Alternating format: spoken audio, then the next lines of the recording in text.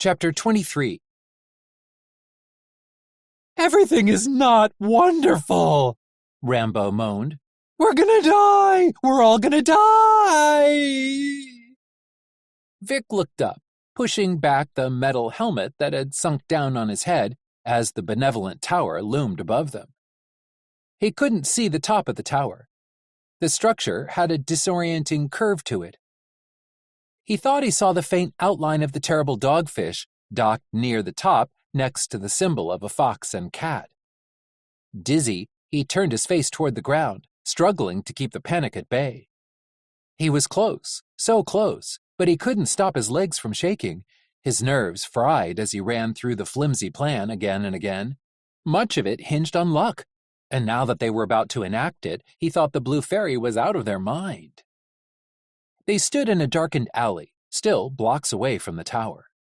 The area around the tower was much cleaner than it had been near heaven. The buildings, mostly glass and steel, sparkled in the winter sunlight. The air was cool, though nothing like it'd be in the forest back home at this very moment. He wondered how much snow had fallen, if the limbs from the trees were heavy with it. Machines moved just outside of the alley, paying no mind to the group gathered in the shadows. They whizzed by on sidewalks and the road, some on wheels, some floating above, the air shimmering underneath them.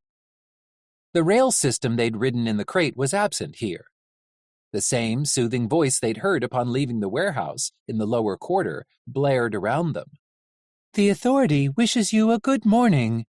Attention, attention, attention. Everything you do must be recorded by order of the authority."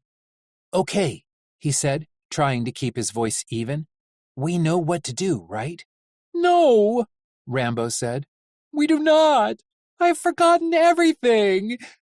What if someone asks me a question that I don't know how to answer and then they figure out we're liars and we get thrown in jail before being tortured? You know I don't like being tortured."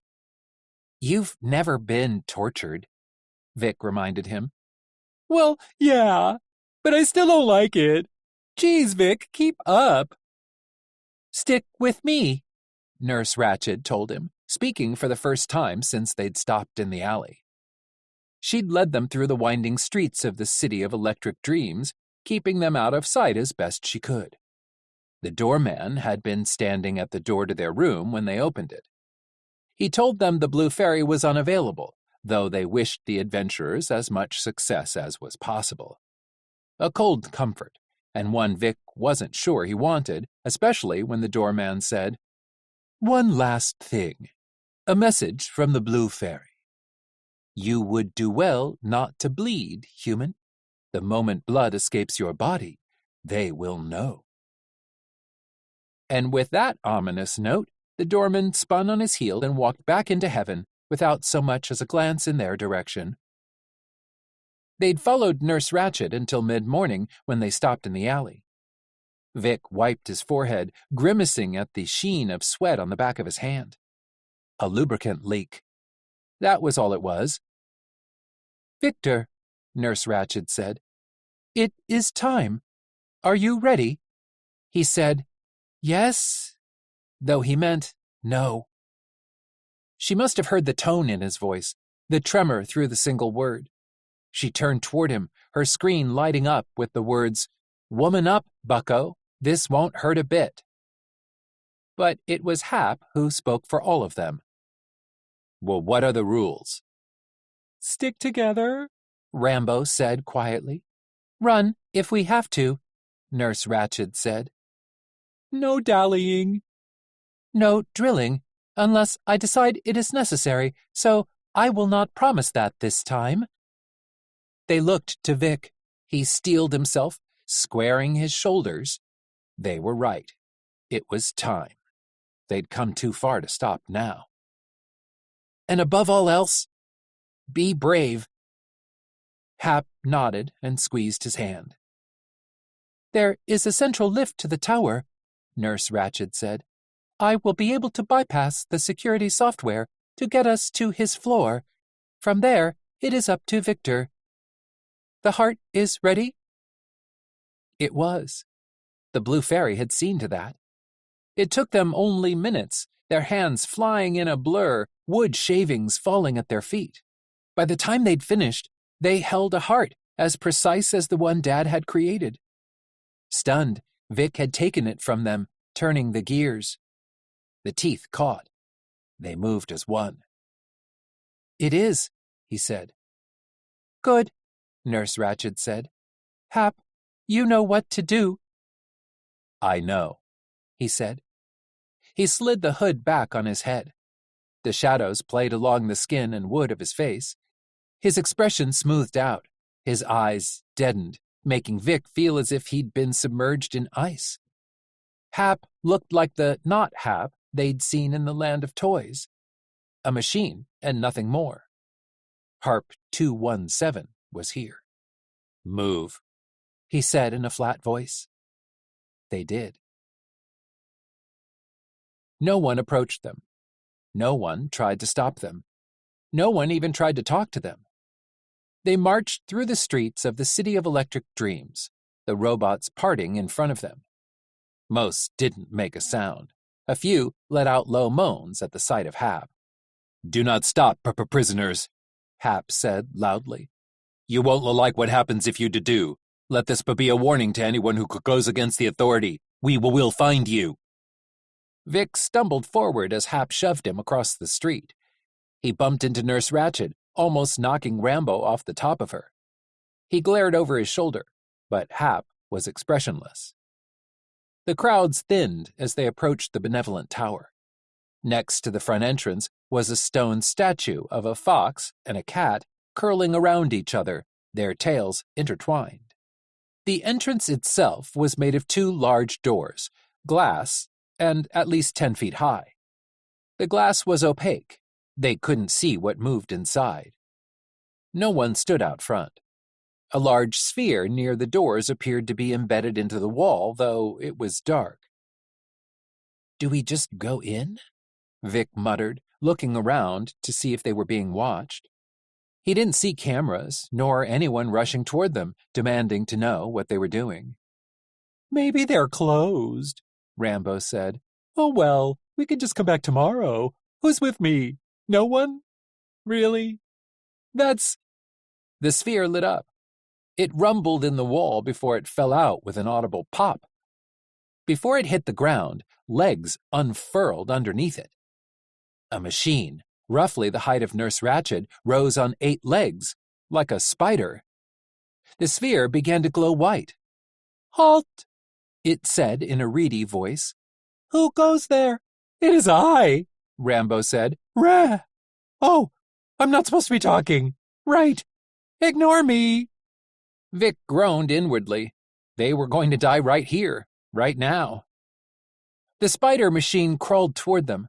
It stopped in front of Nurse Ratched, rising up on its legs until the sphere was in front of her screen. "Why have you come to the benevolent tower?" it asked.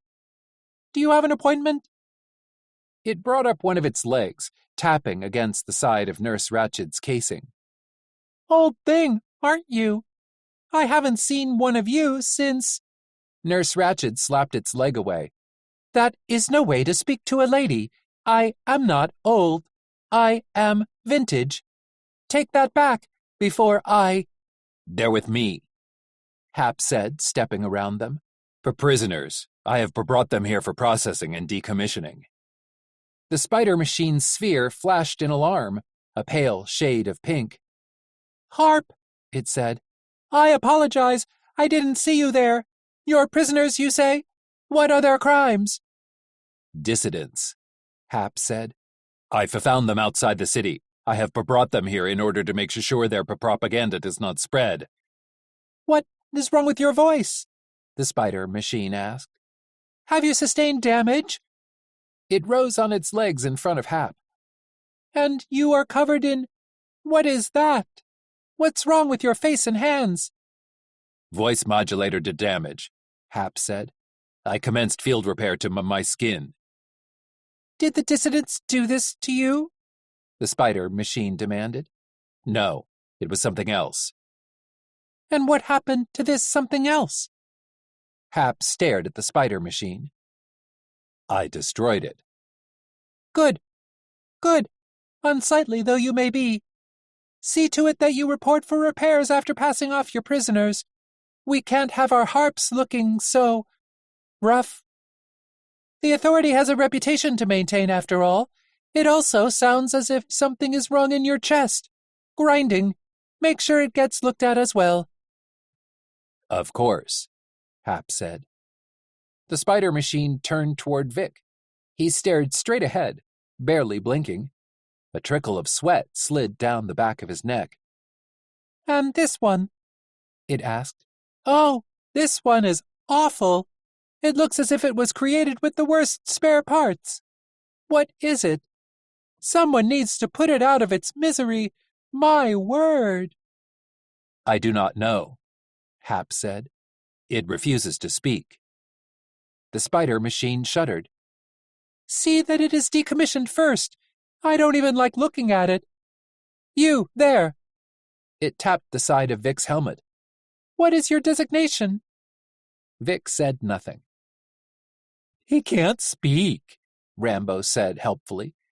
He started following us right before we were captured. We threw rocks at him, but he wouldn't leave us alone. Grotesque, the spider machine said. I hope there aren't more of him. It reached over Vic's shoulder, pressing the tip of his leg against Vic's pack. And this? Mine, Hap said. I made it carry my tools for me. Good, it said. At least it served some use to you in the end. Poor disgusting thing. It doesn't even look aware. Its circuits are probably cooked. Such shoddy work. Oh well, it'll be over soon. You may proceed, Harp. Hap nodded. Long live the Authority. The spider machine stepped back, allowing them to pass. Yes, of course. Long live the... Wait a minute. They stopped. Vic bit his tongue to keep from screaming. Your barcode, the spider machine said. I need to scan it before you enter, just to make sure we have a log of your arrival. I must go get them inside, Hap said. They need to... The sphere flashed red. Your barcode, Harp. Right, Hap said quickly, shoving his hand toward the spider machine. The skin parted. A little knob poked through. A barcode appeared above his palm, flickering. The spider machine didn't seem to notice that Vic was frozen as it scanned the barcode. It beeped once, twice. Its sphere flashed red again. That's never happened before. To try it again. The spider machine didn't move. Hap started forward, but the machine beeped and scanned the barcode. This time, the sphere turned green. Welcome, Harp 926. You may enter the benevolent tower. It lowered back toward the ground before turning to the rest of them. Welcome, dissidents. Proceed to decommissioning. It moved back toward the doors. Vic watched as it jumped, its legs pulling up underneath it as it fitted itself back into the slot it had fallen from. The sphere darkened as the doors to the tower swung open with a low groan. Move, Hap said loudly. And no talking, prisoners. You will not spew your propaganda here. Spew, Nurse Ratched said. I do not spew. I do, Rambo said. Well, maybe not spew. Discharge? Yes, I discharge. He squeaked as Nurse Ratched rolled forward. As Vic followed, he looked up toward the sky. He wondered if he'd ever see it again. The Blue Fairy's modification of the barcode worked. Hap muttered as the doors closed behind them. At least we know they're on our side, Vic whispered back. For now. Vic would need to talk to Hap about optimism, though now probably wasn't the best time for such a conversation, especially since Vic wasn't very optimistic himself. As the doors latched behind them, the sound echoing darkly, Vic looked around. They stood inside a lobby of sorts. The floor was made of muted gray tile, glossy, reflecting the recessed lighting from the ceiling high above them. The air inside the tower was strange, thick and faintly medicinal. Vic could taste it, heavy on his tongue. Machines of all shapes and sizes moved around them, all of them hurrying without stopping. Some stared as they passed by, but when they saw Hap, they moved quickly away. Hap held Vic by the arm, forcing him forward. They stopped when a hologram appeared in front of them, rising from a fountain in the center of the lobby, the water cascading down around it. It was vaguely human-shaped, though it did not have a face. Where its nose and eyes and mouth should have been was only a sheen of white, surrounded by lambent golden hair. "Welcome to the benevolent tower," she said, voice sweet and kind, "where the might of the authority protects us all. Harp 926, you are not scheduled to return from the field for 36 days and 7 hours. You are early." "I've found what I was looking for." The hologram threw her hands up. Streams of light fell around her like confetti. "Congratulations, Harp 926. Your mission was successful. This will be noted on your permanent file. According to my records, this is your 17th capture of dissidents. You are in line for a promotion. Once you have escorted our guests to their final destination, please report to the central office for repairs and a party to celebrate your victory. There will be balloons." "A party?" Rambo gasped. "I've always wanted to go to a party. Will there be dancing?" The hologram turned its head toward him. "No, there is no dancing. You are not invited to this party, dissident. You will be at another party." "So many parties," Rambo whispered. "This place is awesome." "Yes," she said, "it is. I'm glad you think so. It'll make things easier for you at your party. Harp 926, please escort our guests to the 15th floor for their party. Shall I send word of your arrival?" No, Hap said quickly. "I would prefer to do it myself." "Of course," she said. She disappeared as the water gurgled. "The 15th floor?" Nurse Ratched asked as they moved past the fountain. "Do I want to know?" "You don't," Hap said. "I want to see the balloons," Rambo said as they approached a line of elevators along the back wall, machines giving them a wide berth. "Maybe there'll even be cake. When you go to parties, there's usually cake." "No one here eats cake," Nurse Ratched said as Hap pressed his hand against a panel next to one of the lifts. "You cannot eat cake." "You don't know that," Rambo retorted. "I've never tried cake. Maybe I'll like it." Vic thought Hap's head was going to explode. "We're not here for cake." "Oh," Rambo said. "Right. We're here to not talk about cake." He shifted side to side as if looking to see if he was being overheard. He raised his voice as loud as he could. "Where are you taking us, Harp 926? I'm just a little vacuum caught up in the machinations of something I can't control. Please, please don't hurt me," he sniffled. "I don't want to die." "Overselling it," Nurse Ratched said. "I'm not.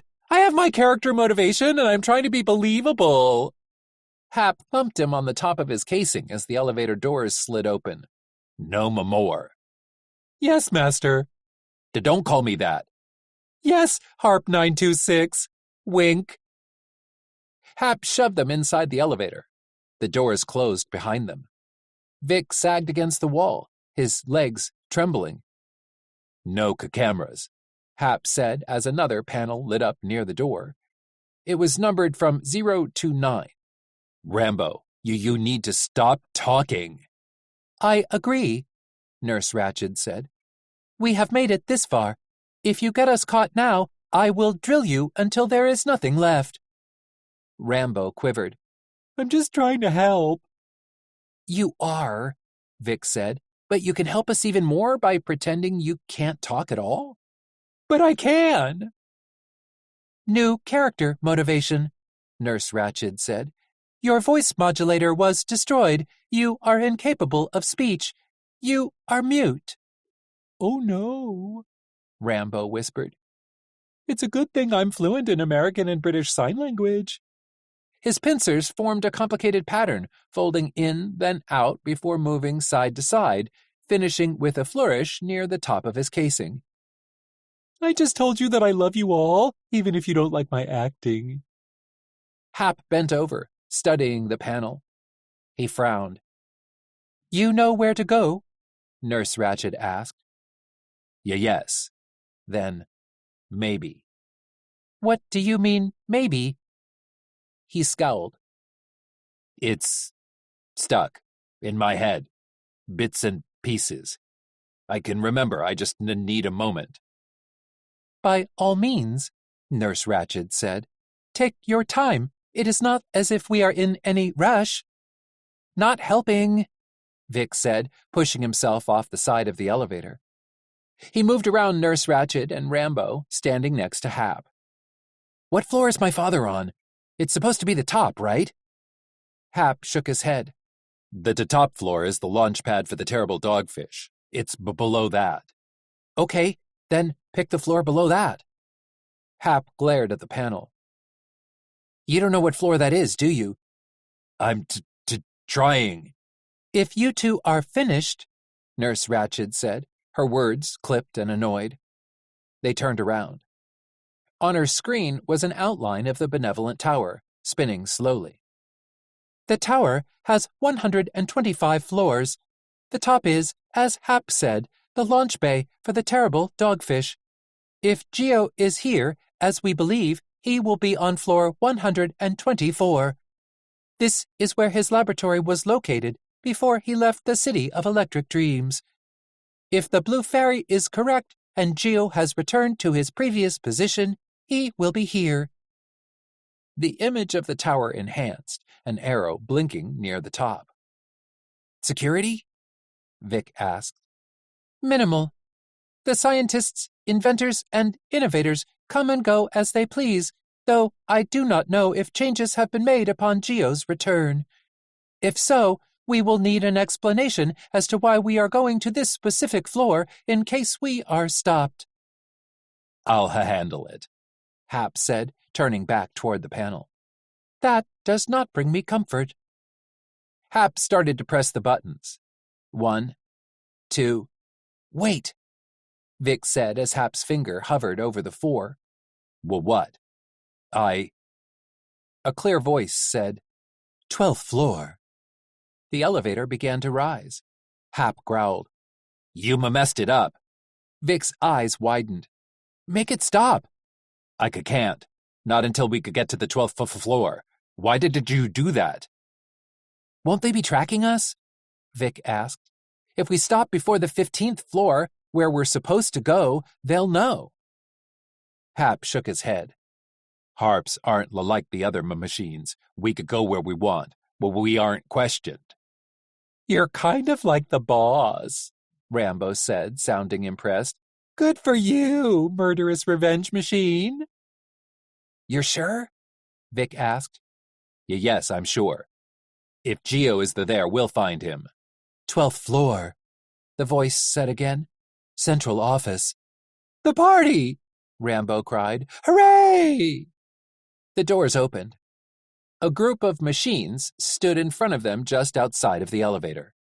Vic took a step back as Hap moved in front of him, blocking him. Wrong floor, Hap said. He furiously punched the buttons as the machines moved toward them. Before they could reach inside, the doors slid shut once more. I didn't see any balloons, Rambo muttered. Liars. The voice spoke again. 124th floor. The elevator began to rise. Hap slammed his hand into the wall, causing the lift to shake. He's mad, Rambo whispered.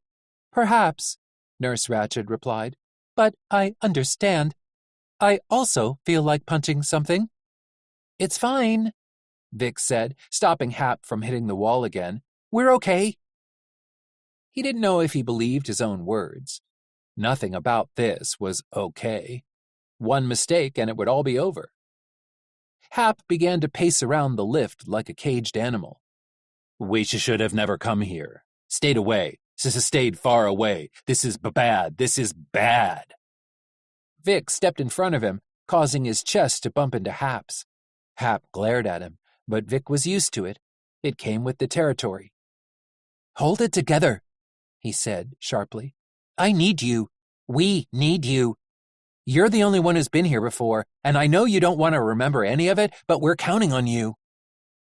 Vic didn't think he'd gotten through to Hap. He expected Hap to shove him out of the way and resume pacing as he spat and snarled. Instead, Hap reached up and adjusted Vic's helmet, setting it back on his head. If they somehow managed to survive this, Vic was going to destroy the helmet the first chance he got. He tried to smile at Hap, but it felt forced. Hap didn't seem to mind. He let his hands fall on Vic's shoulders, and they stood facing each other as the elevator rose in the benevolent tower. They never looked away. Never looked away, that is, until the elevator came to a stop, and the voice announced, 124th floor. Welcome to creation. The doors slid open to a long, empty hallway. The ceiling vaulted, the walls and floor white. Doors lined the hallway. No windows, no skylights. The light was artificial and calming. It felt like a lie. Vic had to stop himself from rushing out of the lift and shouting for his father. It pulled at every fiber of his being, a maddeningly insistent urge propelling him forward. He tamped it down before it took him over. Hap stepped off the lift first, holding his hand out behind him, silently telling them to wait. He cocked his head, listening. Once Hap was certain they weren't about to be accosted, he motioned for the others to follow. Nurse Ratched rolled off the lift, Rambo turning from side to side on top of her as he took it all in. Vic followed, glancing back as the elevator doors closed behind him. His boots squeaked against the floor, the sound bouncing off the walls around them. Other than their footsteps, it was ominously silent. No voices, no movement aside from their own. He knew how high up they were, but without windows, they could have been anywhere. Hap led them down the hallway, each step careful and measured. He darted his head back and forth, up and down, as they passed by door after door, though they could not see what lay behind them. Hap looked back at them as they rounded a corner to the right. We should... He crashed into something. Vic turned cold as he saw who it was. Another harp, dressed in the uniform of the Authority, the fox and cat symbol on its chest. Up close, it was like looking through a fractured mirror.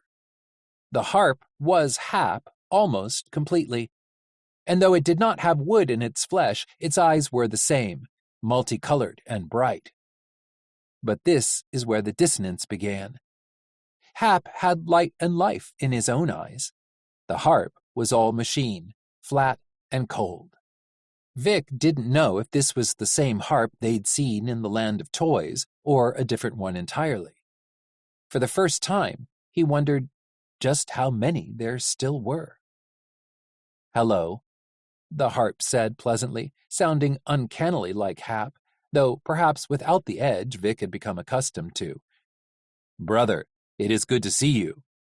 His gaze flickered over Hap's shoulder before turning back to Hap. What are you doing here?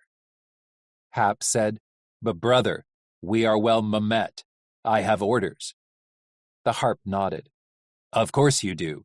You would not be here if you didn't. What are your orders? To bring these three to the labs. These three? The harp asked.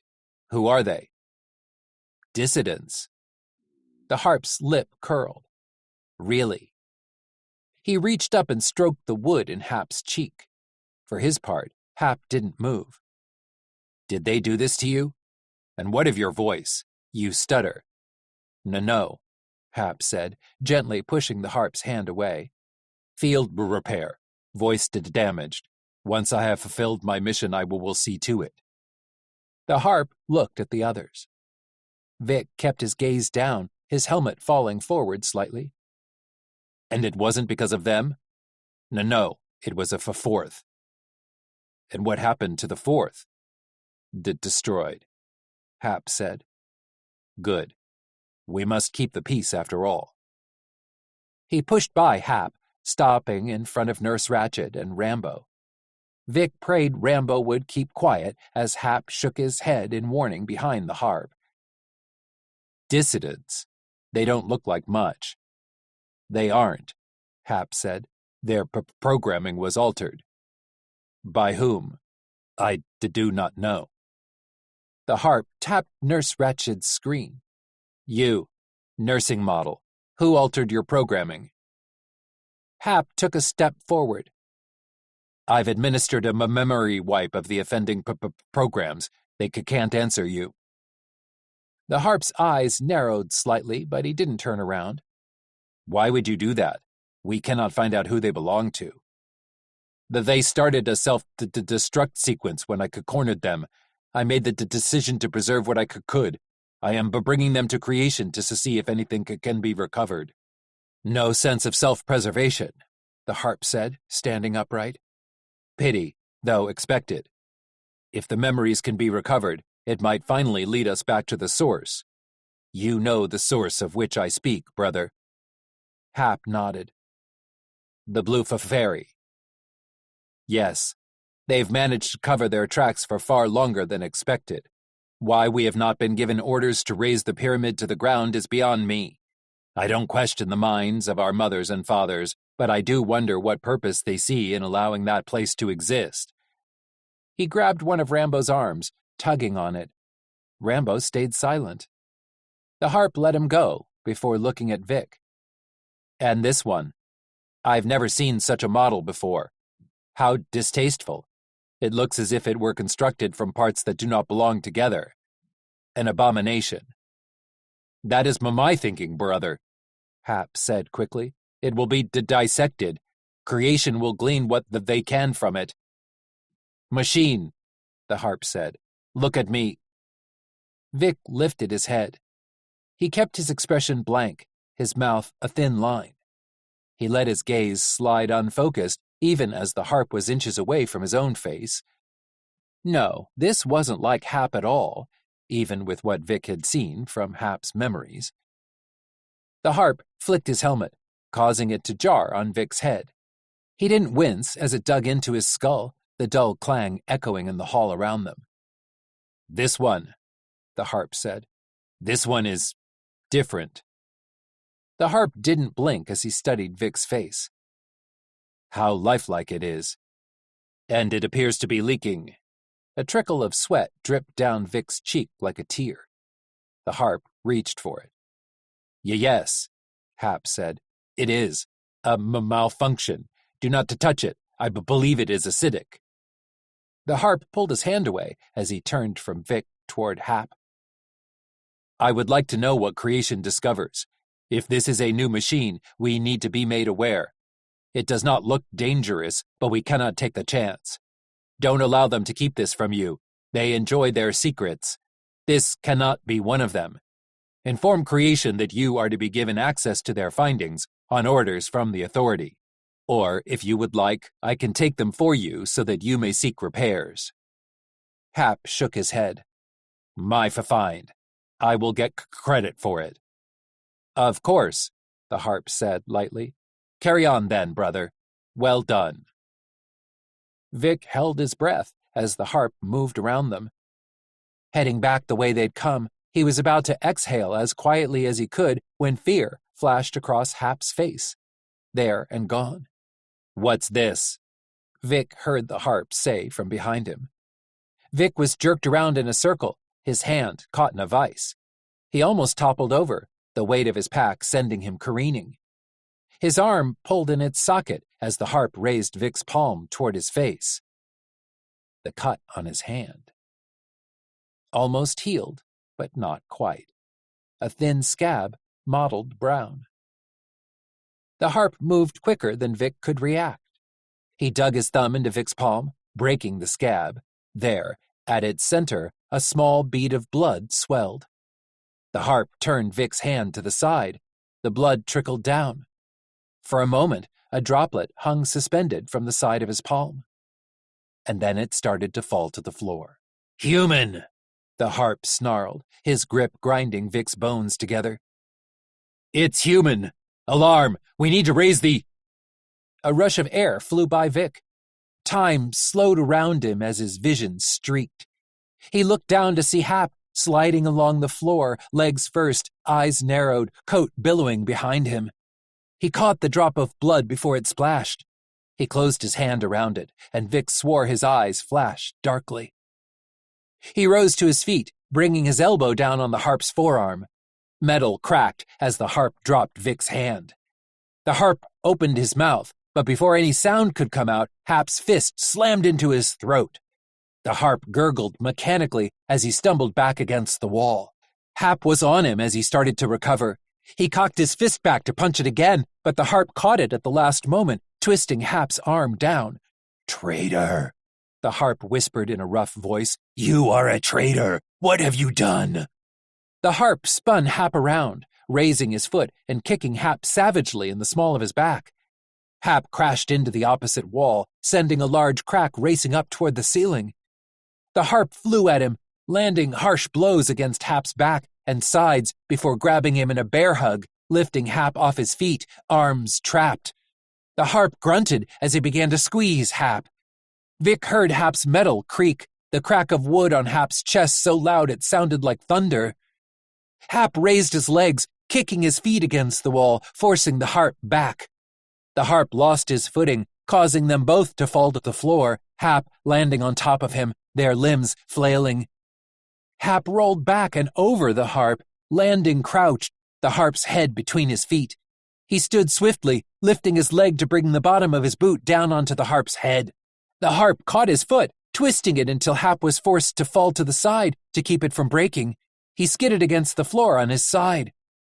Without thinking, Vic charged the harp as he climbed to his feet and began to stalk toward Hap. Mid-step, Vic slid his pack down his arms, grabbing one of the shoulder straps. He swung it around him in a flat arc, the muscles in his arm burning as they overextended. The pack slammed into the harp with a terrible crunch, knocking him against a door that shuddered in its frame.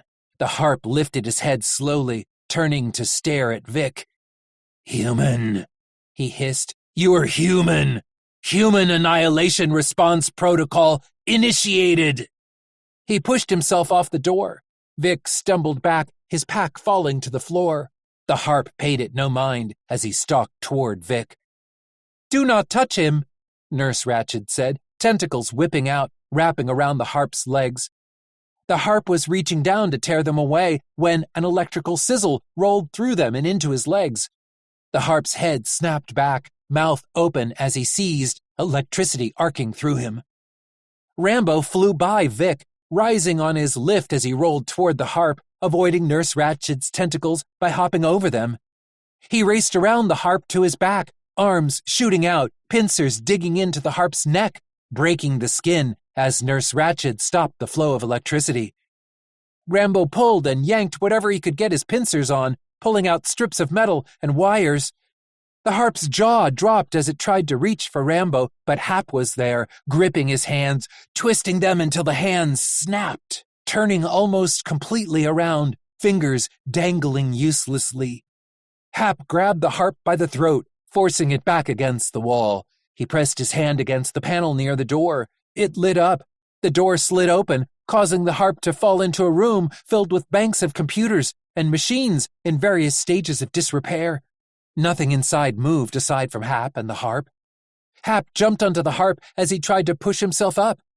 He sat astride their attacker's waist, pinning his arms to his sides. The harp looked up at him. "Brother, why have you done this?" "I am not your brother," Hap snarled.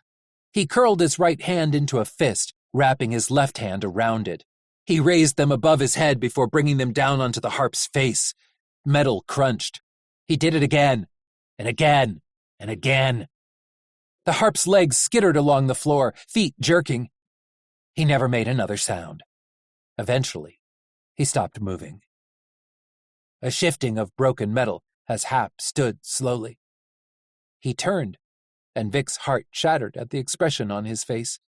Unsure. Haunted. He lifted his hands. Bits of metal from the harp's face were embedded into his skin. As Vic watched, a small, white piece of something fell to the floor, bouncing and coming to a rest at his feet. A tooth. Part of a tooth. Hap stared at his hands and said, I hurt. I killed. Vic said. The forest. Music. Cautious, careful, he took a step toward Hap. Home. Where I found you. Trees. The compound. Music. Dad played records for you?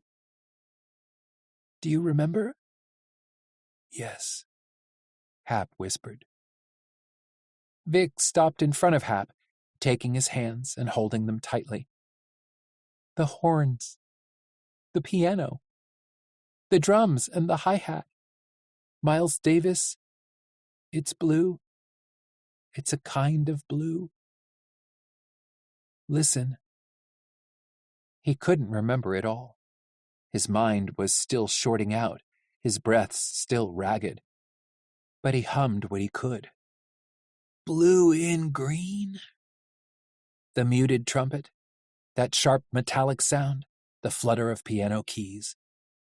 His voice was cracked, his head full of fireworks. He swayed from side to side as he held on to Hap.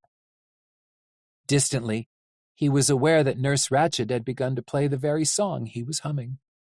And though it had no words, Rambo joined in, his voice soft and low. Butterfly, Hap said faintly.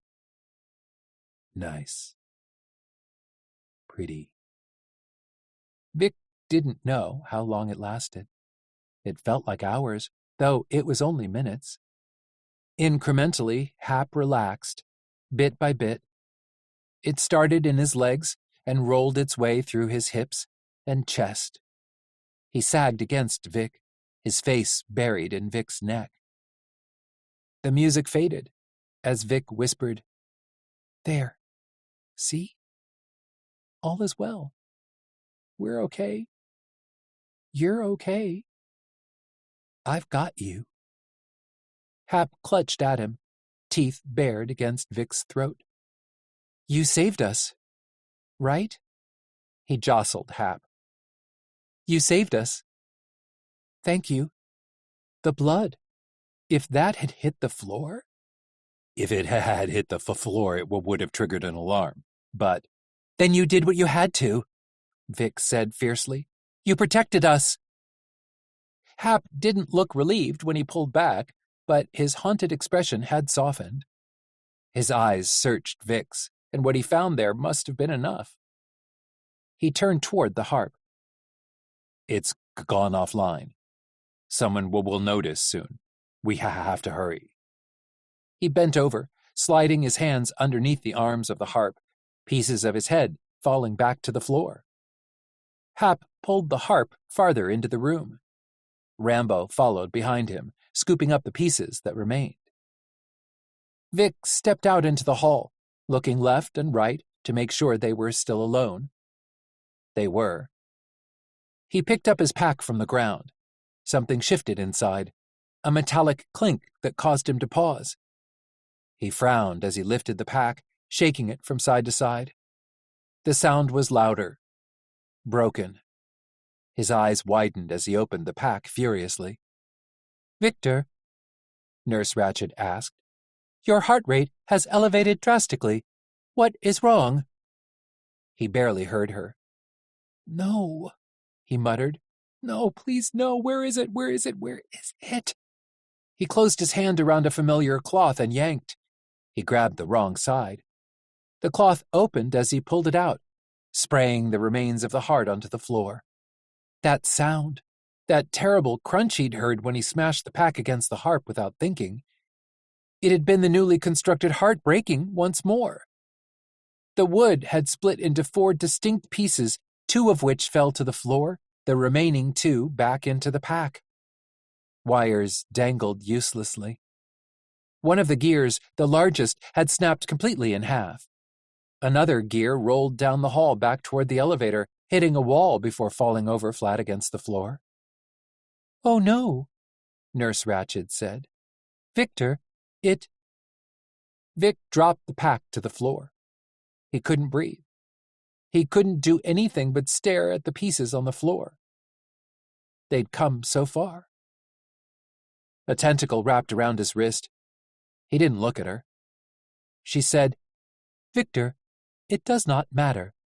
It was never about the heart. It is about what we will do for each other. You will build it again. You will make it how it is supposed to be. But it will have to wait until we return to the forest." Vic wiped his eyes. He glanced back over his shoulder. Hap knew. He'd seen the shattered remains. He stood in the doorway, scowling at the floor, body rigid. Taking the pack from Nurse Ratched, he went to Hap. They were close, Vic knew. So very close. Taking Hap's hand, he said, "Come on. We need to find Dad while we still have time." "But how will we get him to come with us?" Rambo asked. "We don't have a heart to give him." "Then we remind him where he came from and hope for the best." Hap led them down a series of maze-like hallways. By the time they turned yet another corner, Vic was lost. He couldn't be sure he'd be able to find his way out on his own. Shortly after battling the harp, they'd had to duck into what turned out to be a storage closet as a group of smooth men passed by. They stood in the dark, listening to the footsteps just on the other side of the door. "Do you think they know about the harp?" Rambo asked. Hap shook his head. "Harps go offline to reset. We have time, though not much. They'll find it before long." Once they were sure the smooth men had gone, Hap opened the door a sliver, staring back out into the hall. He waited a beat before opening the door wide, motioning them through. They went. Down a hall, right, another hall, left, another hall. Vic was about to ask, demand, where they were, how much farther they had to go, if they were lost, when Hap stopped suddenly. Vic bumped into him, wincing as Nurse Ratched and Rambo did the same to him. "What is it?" he asked. Hap had stopped in front of a door. It looked just like all the others, white and inconspicuous, a darkened panel next to it. But there was one tiny difference. On this door, in a circle in the center, was the symbol of a tree. It reminded Vic of the trees in the forest around their home, the pine needles carved with such care that he could almost smell them. Hap reached up with his free hand, tracing over the limbs and trunk of the tree before pressing his hand flat against it and closing his eyes. He said in hushed reverence, "Here. I think I remember this. The tree. I asked him about it once. A tree. Why a tree?" He swayed side to side. He said because they were old. Older than almost anything else in all the world. That after we were gone they would remain. He opened his eyes. "Giovanni. He's in here. This is his laboratory." "Are you sure?" Vic asked just as quietly. Hap pulled his hand away from the tree. "Yes, I'm sure." "Do we knock?" Rambo asked, rocking side to side on top of Nurse Ratched. Vic stared at the tree before shaking his head slowly. "No." "Hap?" Hap didn't hesitate. He pressed his hand against the panel. It lit up underneath his fingers. A deep chime sounded around them. causing Vic to shiver. The panel flashed green. The door opened, cool air spilling out and washing over them. Chapter 24. The first thing Vic noticed was how bright it was. Beams of sunlight filtered in through a bay window to the left that rose from the floor to the ceiling, opening out onto the city of electric dreams far below them. The city stretched on almost as far as Vic could see, vast and immense. Vertigo swept through him. He swallowed thickly, forcing the nausea away. It took him a moment to understand why he recognized his surroundings. He'd never been here before, but familiarity tugged at him. It was only then he realized he had been here before. Not physically, but through the eyes of another. Hap. He was seeing what Hap had when he'd been here, when he'd opened his eyes for the first time, when he'd come back again and again, listening to Vic's father speak. "Nurse Ratched, are you ready?" "Yes, Victor. I know what to do." He moved forward, Hap's hand slipping from his own. He glanced back over his shoulder in time to see Hap smash the panel near the doors they'd just walked through. He arched an eyebrow. Hap shrugged. "They can't get in easy now. Gives us more time just in case." A pair of glass doors stood at the end of the hallway. They opened automatically as Vic approached. He didn't stop. He didn't look back. He didn't have to. He knew the others would follow him wherever he went.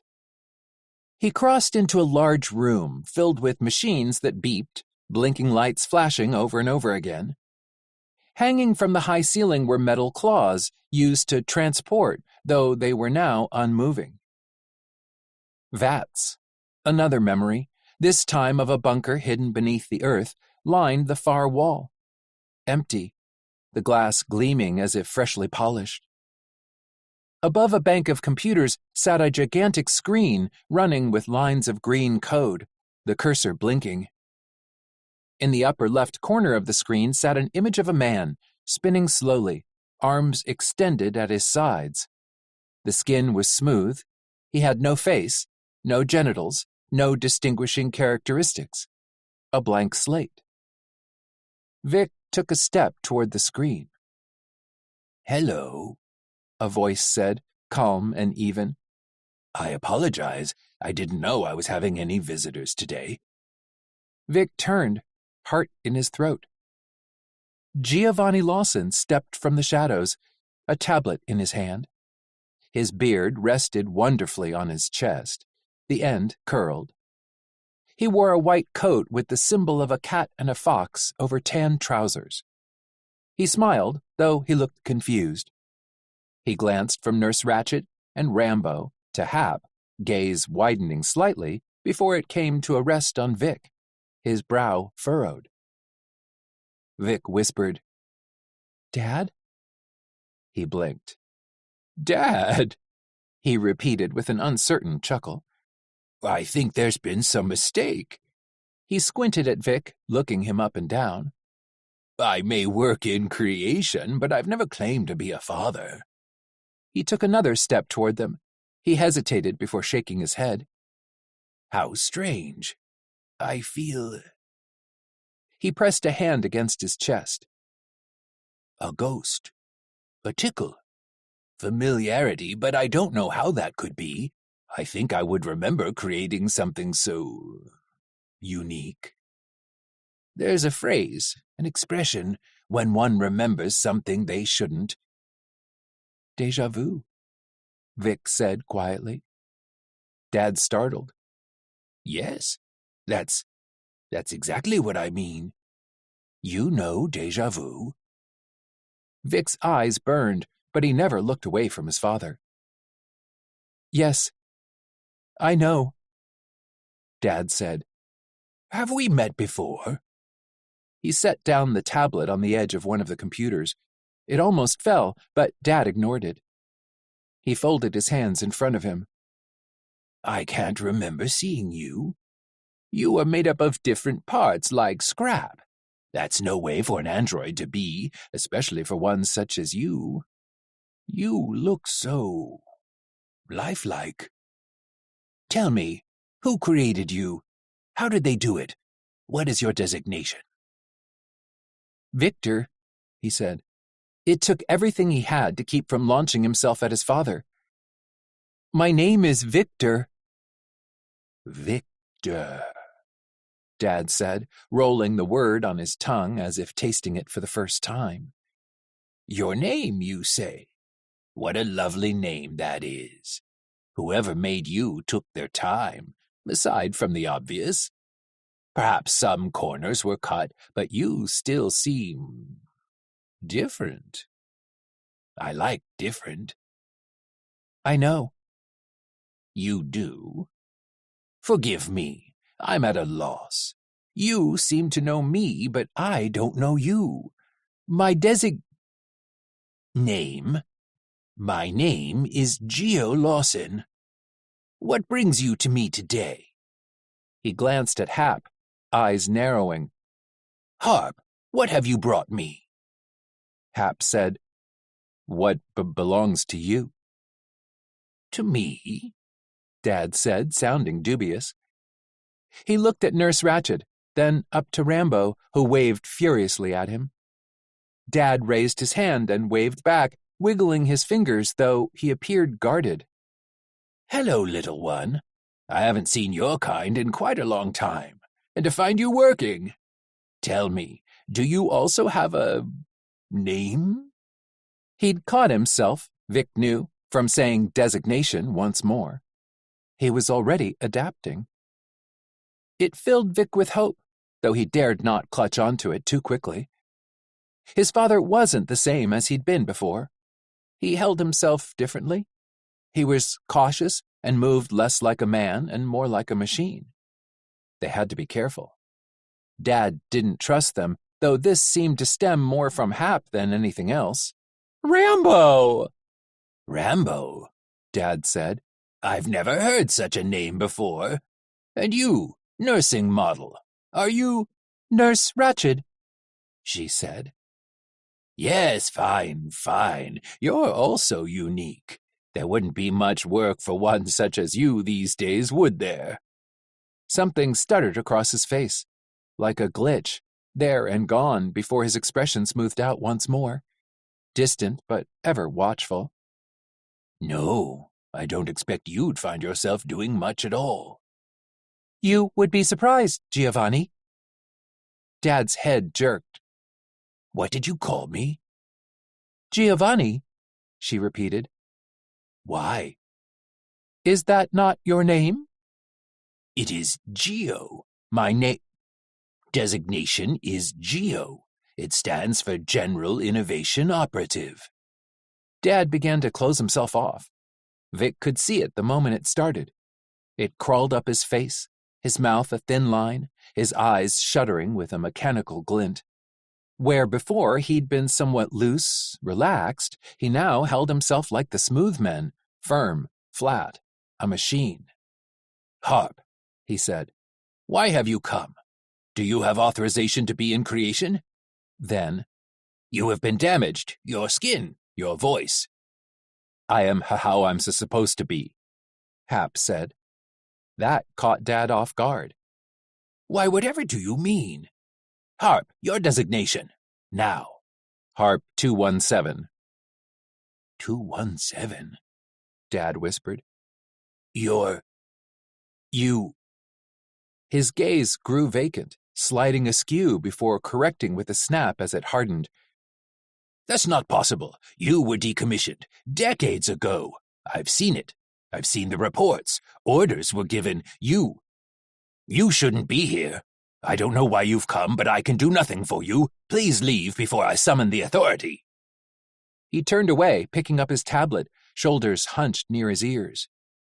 Thank you for visiting me today, but it would be best if you leave.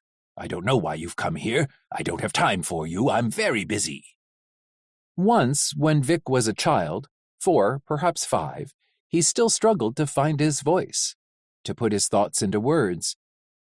He hated how hard it was, how it would come in fits and starts without rhyme or reason, punctuated with a guttural force that hurt his throat.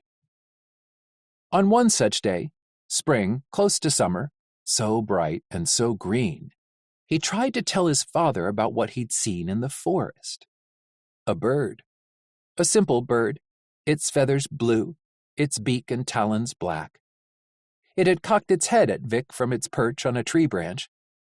The sound it made was a trill of warning, wings and feathers ruffled. He went to his father, his thoughts forming clearly but without a voice. Dad, patient, always patient and kind, had waited, watching, never trying to rush Vic, knowing he needed time to say what he needed to say. Vic was about to give up, about to deflate and pretend nothing had happened, but then something shifted in his head, pieces interlocking in a way they'd never before. He said, "Bird." And so softly, so wonderfully, Dad said, "A bird? Tell me." Vic shifted from side to side, trying to keep hold of the clear thoughts, slippery though they were. He opened his mouth once more, but no sound came out. His face twisted in frustration, breaths coming out in quick pants. Dad said, "Slow and sure. Think. Focus. Take your time. Easier said than done, I know. But I believe in you. I always have. I always will. You can do this, Victor. I know you can." "Bird," Vic said again. "Outside. Bird. It yelled at me. Loud. The bird yelled loud." "Did it?" Dad asked gently. "Show me." Dad took him by the hand as they walked out of the groundhouse. Vic moved with purpose, knowing what he wanted Dad to see. Dad, for his part, never questioned him, never told him to slow down, though he only needed to take one step for every 3 of Vic's. They stopped underneath a tree. Vic pointed. The bird was still there, turning its head until it stared at them with a black eye. It trilled again, the warning clear. "Ah," Dad said. "I see. It is yelling, but it's doing so for a reason. May I pick you up?" Vic held his arms toward his father. He felt big hands wrap around his waist as he was lifted into the air. His dad was big, so big that Vic felt as tall as the trees. "There," Dad whispered in his ear. "See the branch the bird is standing on? Look below it, near the hollow in the tree." Vic did. There, just below the bird, was a hole, black and gaping in the side of the tree. At first, Vic saw nothing. Dad took a step closer, and Vic began to see little scraps jutting from the hole. Grass and mud and twigs and feathers. Blue feathers, just like the bird's. A nest. Vic watched as a head appeared over the side, similar to the bird on the branch, though smaller, its colors darker. "He's protecting his young," Dad said. "He doesn't know you're not a threat. That is his mate. She is sitting on eggs, waiting for them to hatch." "Hatch," Vic muttered. "Yes, babies. Soon there will be babies, and we'll be able to hear their little chirps. What a beautiful sight. What a wonderful gift. Thank you, son. Thank you for showing me." Vic leaned his head against his father's shoulder, safe and warm, filled with a stirring sense of pride, though he didn't quite know it then. All he knew was that he'd done what he'd set out to do. He'd used his words, had made his father understand. He could do it again, perhaps, in time. But now he was tired. Dad rubbed a hand up and down his back. "Yes, I think this might be the best day I've had in a very long time. My lovely boy." They watched as the bird on the branch hopped down toward the hollow. The bird in the nest made a small noise in greeting. Eventually, having decided that his children and mate were safe, the male bird took to the sky, disappearing through the canopy. That night, as his father put him to bed, Vic said, "Bird, I saw the bird." And here, now, years and miles away, Victor Lawson watched the man who'd made him, the man who'd created him out of a sense of guilt and loneliness and love, as he walked away. Words were a weapon, he knew, one that had taken him a long time to wield. But he was different than he'd been before. He wasn't that boy. He'd found his voice. This machine, this man, had given it to him. He said, "Dad." Dad didn't turn around. He was frozen in place. Vic took a step toward him. "Please, won't you look at me?" He stopped a short distance away. If he wanted, he could reach out and lay a hand on his father's shoulder. He didn't, tamping down the urge as forcefully as he could. When Dad spoke, his voice was short. The words clipped. "You have mistaken me for someone else. I am not your father. I am Gio Lawson. I am a member in good standing with the authority. I create, I build, I work. There is nothing else." "There is," Vic said. "There's so much more. I promise you.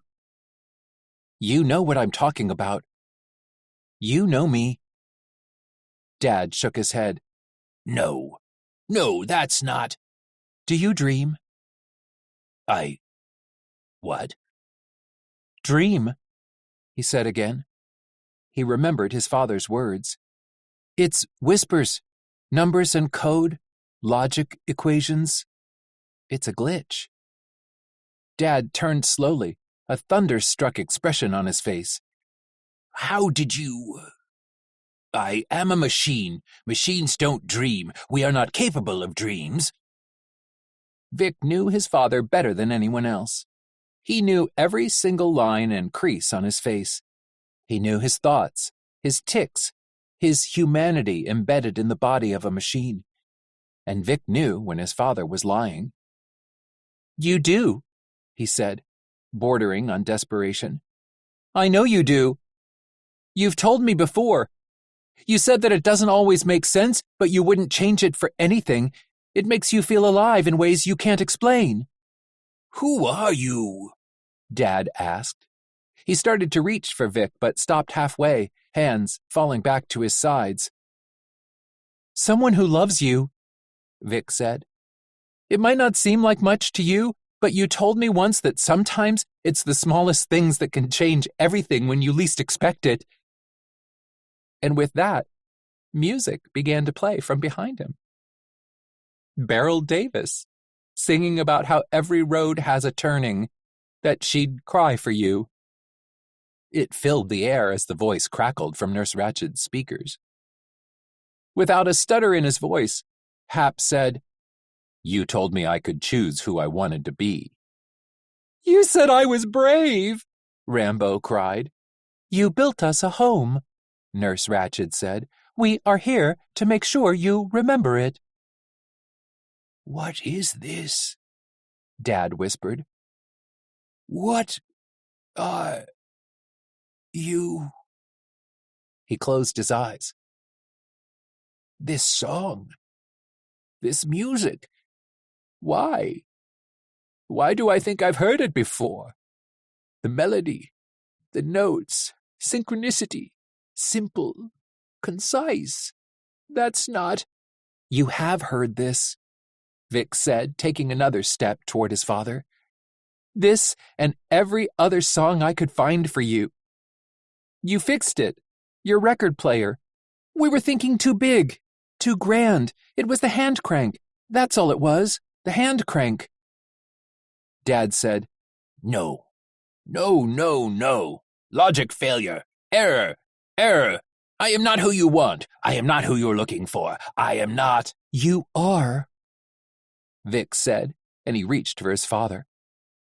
Dad looked at his hand, but he didn't try to back away. Their fingers touched. His skin was warm. Vic said, I found you. I found you. I found. An alarm began to blare, fierce and so loud it felt as if it would shatter Vic's eardrums. Warning! A voice rang out from somewhere above them. Warning! The benevolent tower has been infiltrated. Warning! Warning!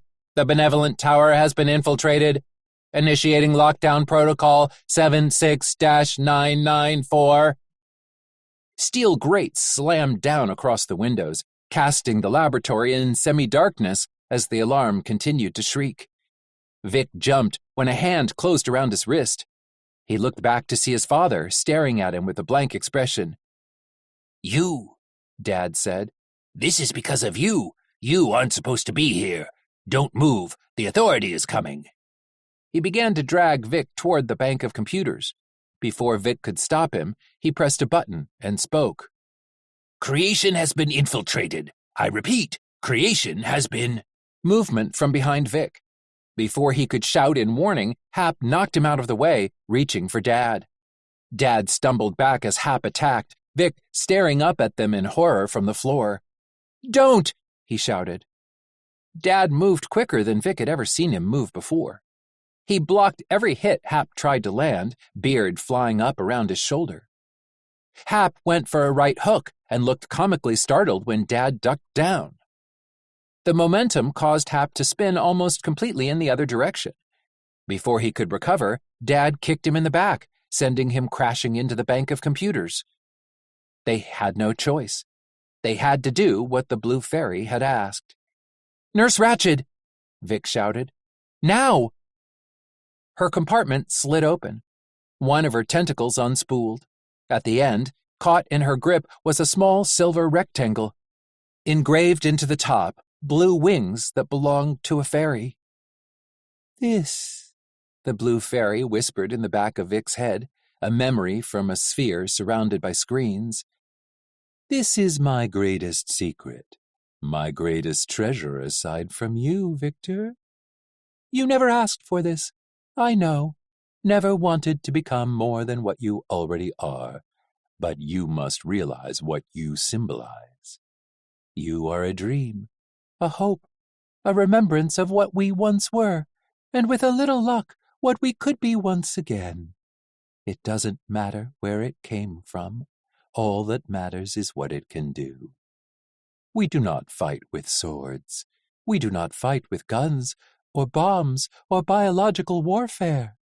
To fix what is in disrepair sometimes means breaking it completely and starting over again. What is it? An infection, a virus capable of destroying all that they have built. This is my gift to you, the power to change the world. With this, you can wipe the memories of every machine in the city of electric dreams and beyond. However far the authorities' reach extends, and even I don't know just how far that is. Once uploaded, the virus will spread across the neural network until it leaves nothing in its wake but husks. You have a choice, Victor. You can choose to go it alone. You can choose to attempt your rescue without my help, and perhaps you will succeed, though I can't see how. With this, you have the chance to save us all. You never asked to be who you are. I know that. But I'm asking you to be who I know you're supposed to be. Human. You are the last of your kind. And with this gift, you can ensure that we all have a chance to make a difference. He whispered, What must I do? The connection, the collective consciousness, the minds of the machines all exist in creation. Take my gift. Upload it in creation. It will spread far and wide. It will give us a chance for a better future. one where we can choose for ourselves. A tear trickled down his cheek. I don't know if I can do this. I know, dear boy, which is why I must warn you. With all great tasks comes sacrifice. The upload will not work unless you are connected to the neural network. And you yourself are not capable of such a thing. You lack the necessary components. He jerked his head back. What? She turned toward the others. Nurse Ratched, Hap, Rambo. It must be one of you. One of you must do what Victor cannot. One of you must upload the virus, and with that, you will lose all you have known. No, Vic said. No, I won't let you. I won't let you do this. They're my friends. You can't. I will do it, Nurse Ratched said. You won't, he snarled, head and heart breaking. She ignored him. She rolled toward the blue fairy. I will do this. They bowed before her. Are you sure? Yes, I am quite capable. No, Vic cried. Nurse Ratched, listen to me. There has to be another way. There has to be. All is not lost, the blue fairy said. We can help her. I can download her consciousness. A duplicate, if you will. Once the task is complete and her memory wiped, you can return her to her current state. She will remember you. She will remember all of you. You can't promise that. You can't promise anything.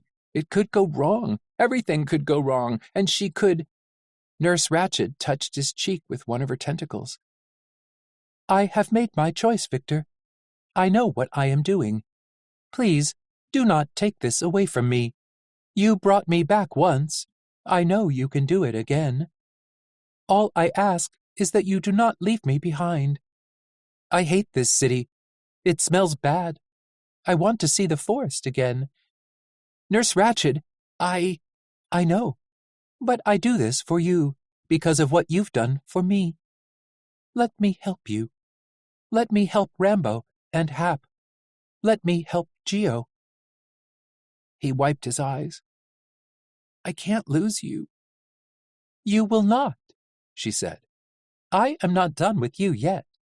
When you are old and gray, you will need me to monitor your health to ensure you live longer than any human ever has. I will be by your side. I promise. I promise, he said as the alarms blared around them, as Dad and Hap fought with devastating blows, as Rambo screamed for Nurse Ratched to hurry. You need to hurry. They're coming. They're coming. Nurse Ratched stopped in front of Victor. He looked up at her. On her screen were the words, You are my friend. She said, When you found me, it was the greatest day of my life, though I did not know it then. I have watched you grow into the man you have become. In the end, that is all that matters. In case this does not work, in case you cannot bring me back, I need you to know that you are precious to me. And if you tell anyone I said that, I will drill you until there is nothing left but bone and gristle. Hap grunted as Dad threw him across the room. He skidded along the floor, crashing into Rambo, upending him onto his back, wheels spinning. Nurse Ratched rolled toward the computers, the silver box raised. Vic shouted after her. She didn't stop. Until Dad rushed toward her, curling in on himself. His shoulder smashed into her side, denting her casing. She fell end over end, her screen cracking, her tentacles flailing.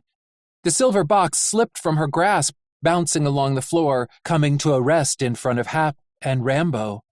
Pounding on the doors down the hall. Voices, so many voices. Let us in! Let us in! Dad started toward them. Vic pushed himself forward, landing awkwardly on his side, wrapping his arms around Dad's leg. Dad looked down at him, a frown on his face. What are you? What do you think you're doing? You can't! Nurse Ratched! Vic shouted. Get up! Get up! Get up! She tried to right herself. She tried to push herself up. She fell back down, one of her tentacles snapping with an electrical snarl, skittering along the floor. Dad bent over, gripping Vic by the throat, lifting him off the floor. Vic kicked as hard as he could, slapped at his father's arm, but it was no use. The grip around his neck tightened. Lights flickered across his vision, stars as bright as he'd ever seen. He slid his hands down Dad's arms until they came to his chest. He tore at his clothing. He heard the fabric rip, skin taut and hot underneath. He tapped his finger against the breastbone. The panel slid open. Once upon a time, a machine named Giovanni Lawson built himself a heart made of wood and metal. Crafted with care and all the knowledge he had, he'd created a source of power unlike anything the world had ever seen.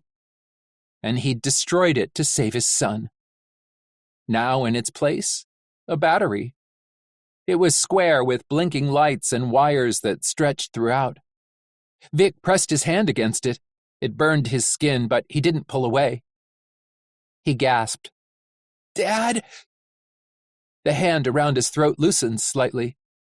Dad whispered, "I..." The voices grew louder. They were through the door. They were coming. Vic said, "Please, listen to me. You are my Something crashed into the both of them. Vic landed roughly on the floor, helmet bouncing against the surface, causing Vic's vision to white out, his ears ringing. Dazed, he sat up slowly. Through the glass doors at the other end of the laboratory, dozens upon dozens of smooth men. Crowded against the doors, the ones in front beat their fists against the glass. The glass began to crack, zigzags spreading up and down its length. One smooth man pressed his face against the glass, nose squashing flat as his mouth opened, tongue flicking out. They were too late. They had lost. He looked over to see what had hit him. Rambo. Rambo had thrown himself as hard as he could at Dad and Vic, knocking them both off their feet. Dad lay on his back, Rambo crying out, "I'm sorry, I'm sorry, I'm sorry," as he brought his arms down again and again. "Please don't be mad at me. I feel just awful about this." Dad tried to grab him, but Rambo was too quick. "Victor!" He turned. Hap stood in front of the computer bank, in his hand a silver box with blue wings. Vic's eyes widened.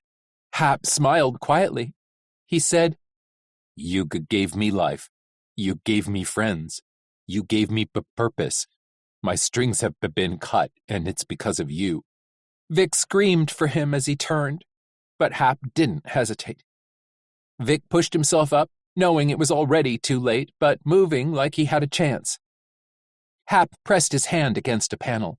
It lit up around his hand as the hysterically angry puppet connected to the neural network. His head rocked back, mouth agape. The screen lit up above him.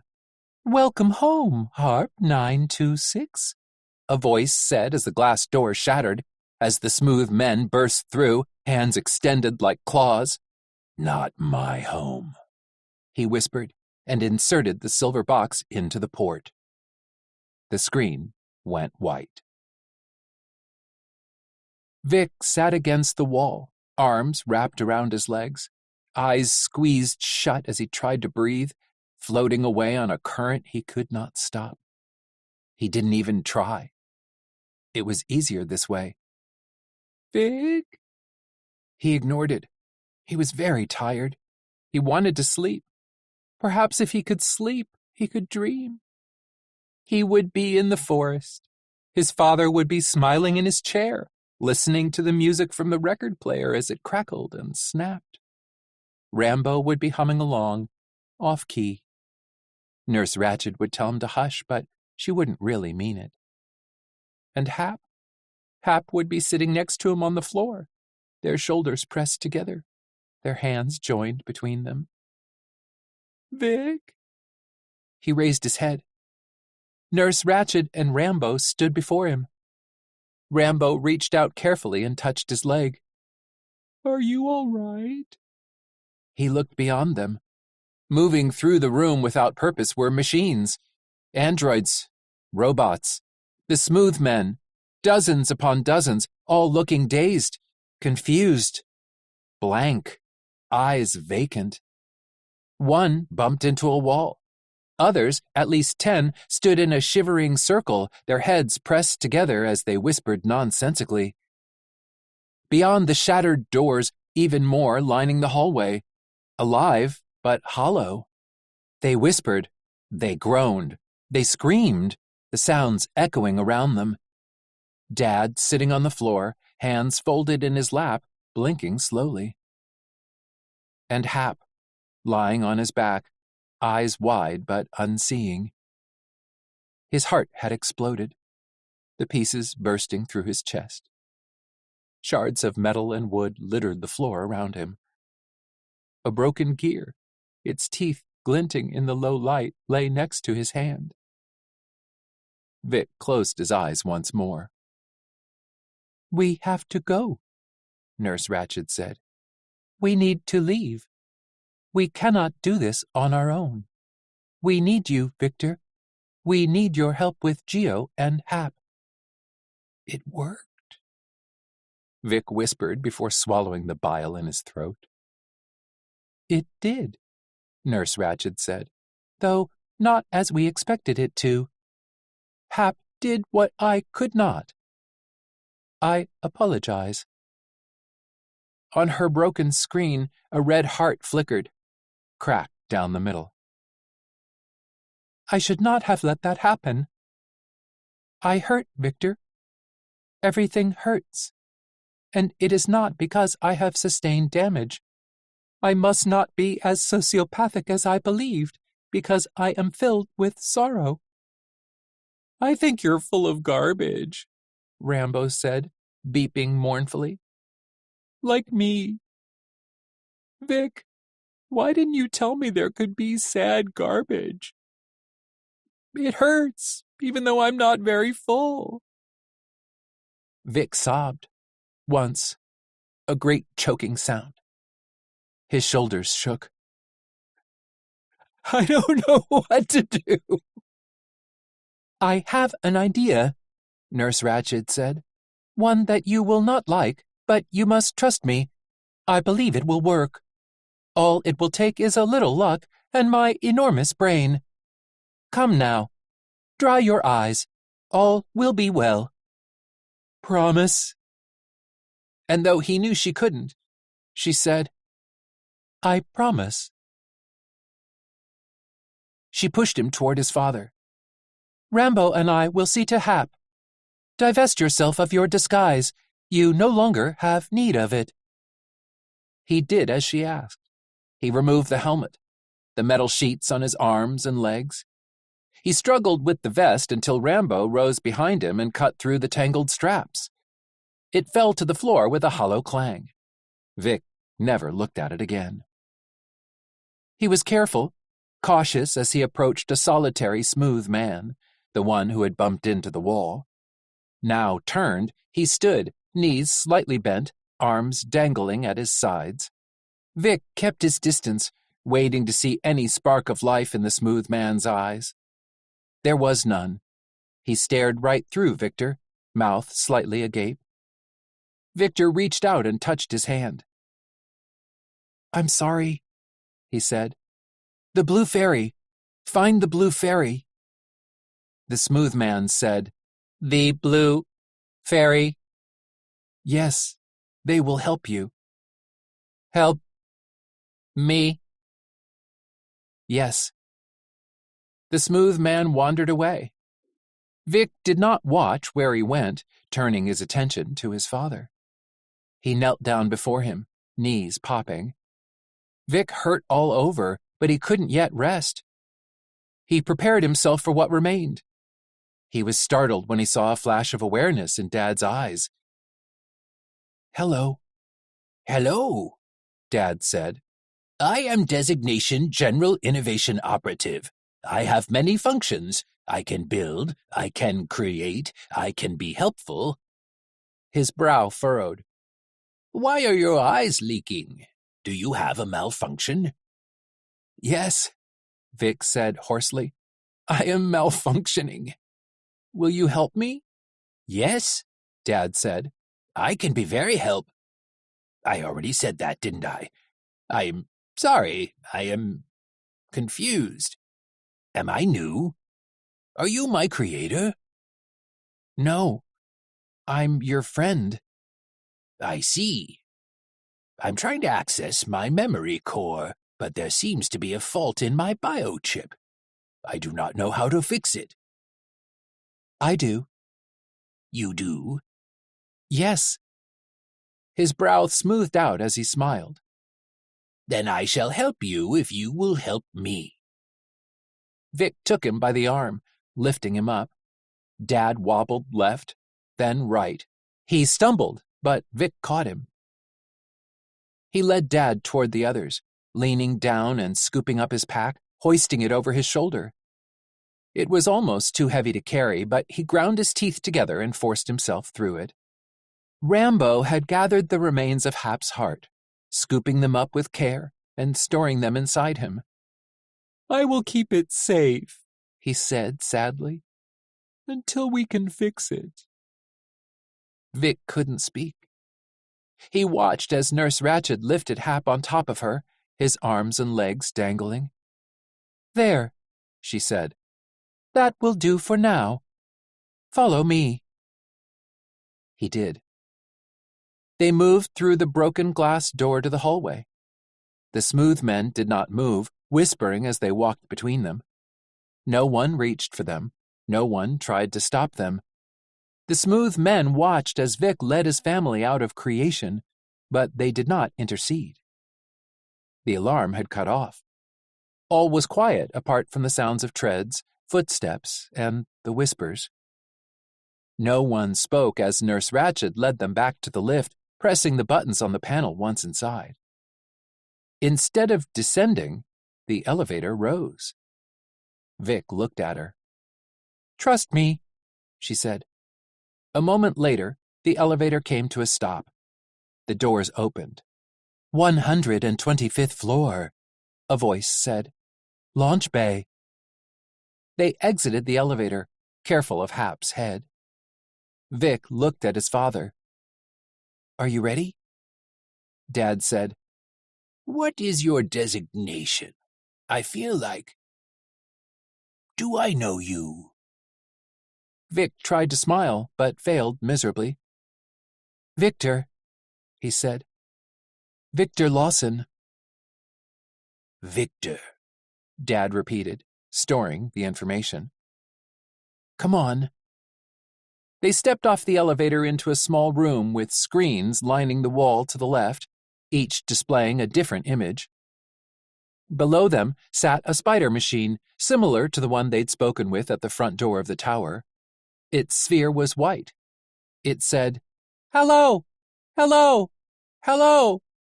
I do not know what I am. Can you tell me? No, Nurse Ratched said. You may leave and find out for yourself. The spider machine hesitated before it scurried away. Vic looked up at the screens. His stomach fell to his feet when he saw what they showed. Are you sure about this? I am not, Nurse Ratched said. But the alternative is walking back. I don't know about this, Rambo said, covering his sensors with his arms. I think I've gone as high in the air as I want to. What if we crash and die? Then at least it will be over quickly, Nurse Ratched said. That doesn't make me feel any better. Good. It was not meant to. She rolled toward doors on the opposite end of the room. She didn't look back. Are you coming? Is that a whale? Dad asked, pointing at the screen. Yes, Vic said. And it's going to swallow us whole. Medical Nurse Model 610 JQN Series Alpha, also known as Registered Automaton to Care, Heal, Educate, and Drill, did not know how to fly. Thankfully, the terrible dogfish didn't need her to. Once Vic might have marveled over the flying machine, how enormous it was, how he could spend weeks and months and still not have explored every inch of it. But now, after all he'd seen, After all he'd done, he couldn't find the strength to care much at all about the flying whale. "It has an automatic flight control system," Nurse Ratched said, moving around the panels and controls on the flight deck of the terrible dogfish. "As long as I input the coordinates, it should see us home." "How long?" Rambo asked. 17 hours. Vic barely heard them. He sat his father in one of the chairs, strapping him in. "Stay there," he said. "Yes, Victor," Dad said. "I will stay here." He left his father behind. He glanced out the row of windows at the front of the flight deck. The sky was blue, with thin, wispy clouds on the horizon. The sun was shining. It looked like a normal day. He tried not to think about the city below them and the machines therein. He hoped the Blue Fairy would stay true to their word and help the unshackled as best they could. He had done his part. And though he didn't know it then, it would be the last time Victor Lawson ever laid eyes on the city of electric dreams. As the terrible dogfish awoke around them, with a frightening rumble, he looked out the thick windows beyond the launch pad to the sprawling metropolis below. The buildings, the towers, the pyramid in the distance, the sun glinting off the black glass. Though he could not see the machines in the streets, he knew they would have the same lost expressions on their faces that the smooth men had.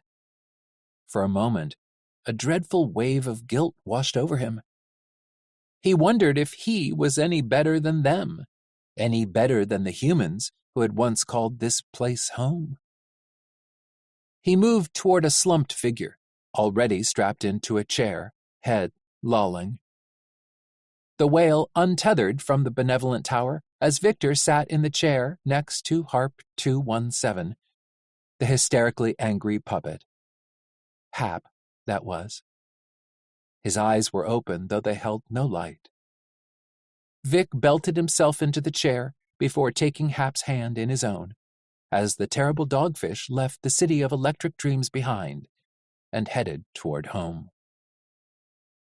Vic closed his eyes, squeezing Hap's lifeless hand, as he whispered, "What do you do if you've forgotten all you know?" Part 4. You start again from the beginning.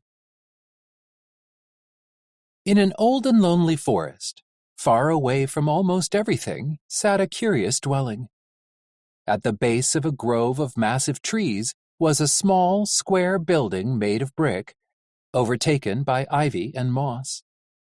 Who it had belonged to was anyone's guess, but from the looks of it, it had been abandoned long ago.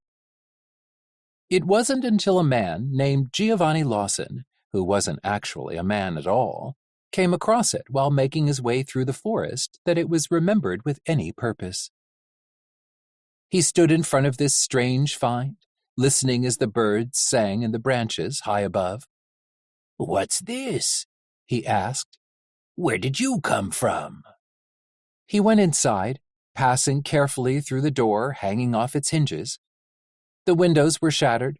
Grass and weeds grew up through the warped wooden floor. The roof had partially collapsed, and the sun shone through on a pile of leaves that almost reached the ceiling. At the top of the leaf pile, a golden flower had bloomed, stretching toward the sunlight, streaming through the exposed rafters. "It's perfect," he said aloud, although he was very much alone. "Yes, I think this will do just fine. How strange. How wonderful." And so it was, both strange and wonderful, and his. In the decades that followed, it would become a home, and not just for him. When his chest began to ache around his newly created heart, he felt the deep despair of guilt at all he'd done and the ever-encroaching loneliness. It took another 3 years. 3 years of the ache in his chest only growing stronger. 3 years of realizing how quiet it was, how he longed to hear another voice aside from his own. 3 years in which he would look out the window of his laboratory to see that it was snowing, when it had seemed the forest had just been caught in the throes of summer. But here is where the story differs. No man came from the forest, no woman clutching a bundle of rags that held a secret child. Giovanni was not entrusted with a boy from strangers who had then fled into the trees. He was entrusted with a gift from a blue fairy, atonement for what he'd created, a hope, a spark, a wish. He never knew loneliness after. "Victor," he said as he held his son in his arms. "Your name shall be Victor. Victor Lawson. What do you think?"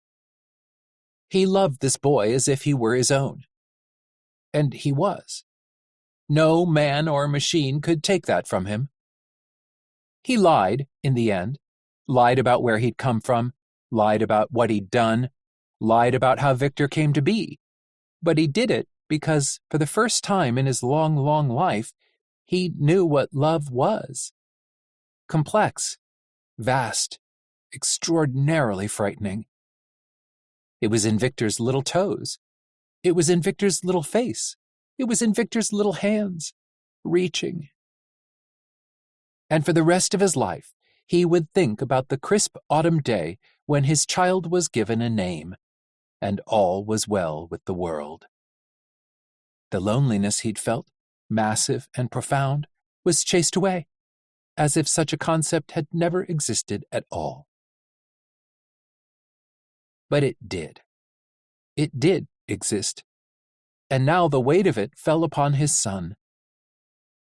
Snow had fallen, blanketing the forest in a blinding white, causing the limbs of the trees to bow toward the ground. It was cold when Victor Lawson stepped from the whale's mouth, his breath steaming like a persistent fog. Before him, remains. The blackened bones of what had once been their home, pieces of jutting metal like teeth, as if the corpse of a great beast lay hidden just underneath the earth. "Where are we?" another voice asked, and Vic glanced over his shoulder. Dad stood there, the gaping maw of the whale surrounding him. He looked so small in comparison, and Vic had never felt so lonely in his life. "We lived here once," Vic said. "Do you remember?" He looked around the clearing, the broken trees, the cracked brick of the ground house, wires dangling from branches, shattered glass sparkling in the winter sun. "No," Dad finally said. "I do not remember." Vic nodded, teeth grinding together painfully as he breathed. They did not stay. Vic thought about it, considered starting again and rebuilding what his father had created, but in the end, the memory of what had come before proved to be too great. Though he wanted to believe no machines would come for them, he couldn't take the chance. Making quick work, Vic and Nurse Ratched and Rambo salvaged what they could, loading it up into the terrible dogfish. It was Nurse Ratched who found it. Buried under a layer of broken glass and pieces of the collapsed roof, a cracked screen. At the bottom, a little tray, partially open. Inside, the glimmer of a disc with 2 words faintly visible. Top hat. Rambo screamed. After he'd calmed himself, he asked if it still worked. "Only one way to find out," Nurse Ratched said. That night, on the terrible dogfish, Jerry Travers and Dale Tremont were cheek to cheek. Dad watched without speaking, head cocked. In the belly of the great whale, another machine lay silent, unmoving. They left their former home behind, snow whipping in a whiteout as the whale rose above the clearing into a deep blue winter sky. Heading north and into the wilds, they flew above the forest. Even with all he'd seen and done, somehow Victor still marveled at the sight of it. The winter woods stretching as far as the eye could see. It did not bring with it the uncertainty the city of electric dreams had. That was unknown. This was the forest, his home. It took them 2 hours before they found something suitable, a mostly flat, empty stretch of snow-covered earth. Large, old-growth trees surrounded 3 sides of the clearing. The remaining side butted up against a sheer rock face at least 40 feet high. It wasn't like where they'd come from. It was different. "Come on," Vic said, wiping his eyes. "We have work to do." Once, a machine named Giovanni Lawson had made a home where one should not exist. Decades later, his son and the rest of their family endeavored to do the same. They did not build up and into the trees, for there was no need. They had shelter in the form of the terrible dogfish, the skin and skeleton keeping the chill at bay. As winter wore on around them, they spent their days cataloging every inch of the flying machine. Nurse Ratched plugged in and soaking up information. By the end of the first week, she was an expert in the inner workings of the terrible dogfish and could control it however she pleased. She proved this by providing a demonstration of the whale's weapon systems. One moment, a small tree stood in the snow, and the next, it exploded. Wood and snow and dirt flying in the air. As the others stared dumbfounded around her, Nurse Ratched said, "Oops. On the bright side, it will make hunting for food easier." Rambo would disappear and reappear at random intervals, bursting with excitement, regaling them with stories of his journeys into the bowels of the machine, traveling to places that no one but him could fit into. He spoke of long, narrow crawl spaces made of metal, of buttons he was too afraid to push in case they started a self-destruct sequence. Dad followed Victor. Sometimes he asked what Victor was doing. Other times he was silent, watching. At the end of the second week, Victor grunted as he tried to lift a heavy section of shelving on his own. Muscles straining, sweat dripping down his brow, he was about to let go when the shelves rose up, and up as if they weighed nothing. He looked over. Dad held the shelving. He said, "I can help." Victor swallowed past the lump in his throat. "Can you?" "Yes," Dad said. "I have many functions." They did not speak again for the rest of the day. It started with a chunk of wood, square and smooth, the lines of grain pronounced. Vic held it in his hands, turning it this way and that. He could see what it would become with time and patience. He sat against the bay windows in the terrible dogfish, back against cold glass. Outside, thick snow fell, fat flakes that spun and swirled in the sharp wind. Music poured from speakers, Nurse Ratched yet again playing those sweet, sweet horns, all kinds of blue. Rambo was somewhere in the whale, telling them he wanted to see if he could get to the tail today. Dad sat in one of the chairs in front of the controls to the terrible dogfish. Every now and then, he'd press a button just to see what it would do. Victor was aware of him, but his focus was on the wood in his hands. Which was why he jumped a little when Dad spoke, that ever-present ache in his chest tightening as the wood slid from his hands and bounced on the floor. "What did you say?" "You are sad." Vic picked up the wood, not lifting his head. "What do you mean?" "It leaks from you," Dad said. "I've never seen such a thing before. Is that what it means to be what you are?" They'd told him of Vic's humanity a few days after arriving back in the forest. Nurse Ratched thought, though she warned the chances were practically non-existent, that perhaps it would help Dad remember.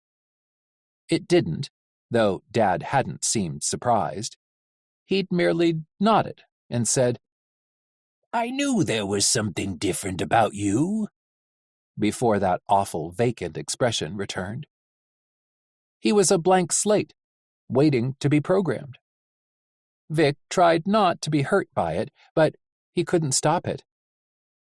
They hadn't told him who he was to Victor or what he'd done. It was too soon. The words stuck in Vic's throat.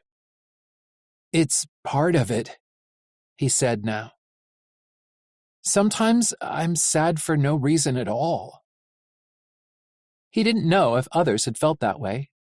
He had no one to ask. Anyone like him was long gone. "Oh," Dad said. Then, "That must be confusing." "It is." Dad smiled, though it wasn't the same as it had been before. Mechanical, like he thought it was expected of him. "Is it a problem that can be fixed?" "No," Vic said. "Not completely. It will always be there no matter what I do. But I don't mind." "Why?" He looked down at the piece of wood. "Because it reminds me that I'm alive, of what I've lost. And it gives me purpose, so long as I don't let it consume me." "What purpose?" Dad asked, sounding curious. He almost sounded like he was before, always questioning. It was a lie, of course. "To set things right." There were worse days, too. Nurse Ratched found him sitting in a corner, face in his hands, Hap's body lying under a sheet on the table before him. Vic had uncovered him, pulled the sheet from his face, only to see Hap's eyes open, unseeing. It had sent Vic spiraling. Nurse Ratched waited, knowing that Vic needed to find his way back on his own. He did, eventually, and in a hoarse voice said, "I can't do this." "You can," she replied. "I know you can. Gio taught you how. Like father, like son." That's what he was afraid of. "Am I like them?" he asked. "Am I a creation operative? Am I a harp?" "No, Victor," she said. "You are human." "What if that's worse?" he whispered. Instead of answering, she played Miles Davis. It made everything blue. If he wasn't his father, then he'd been a puppet controlled by another, even if it had gotten him what he wanted. He wasn't a savior. He was not a myth, a legend, a hope of a dying world, as the coachman had proclaimed. He was not God. He was not immortal. Even now, time slipped through his fingers as if it were nothing.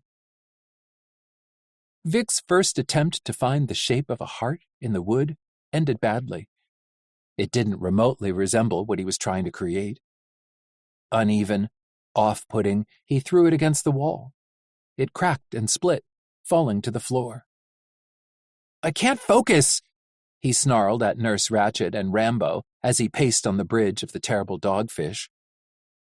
"I can't think!" He banged his fist against the side of his head. "I don't know what I'm doing. I can't make it do what I want to. I've forgotten what it looked like, and I just can't think." Rambo gathered up the pieces, holding them close. Then he surprised them all. "I might know what to do." Leading them into the whale, Rambo stopped in front of a panel near the floor at the end of a long metal walkway.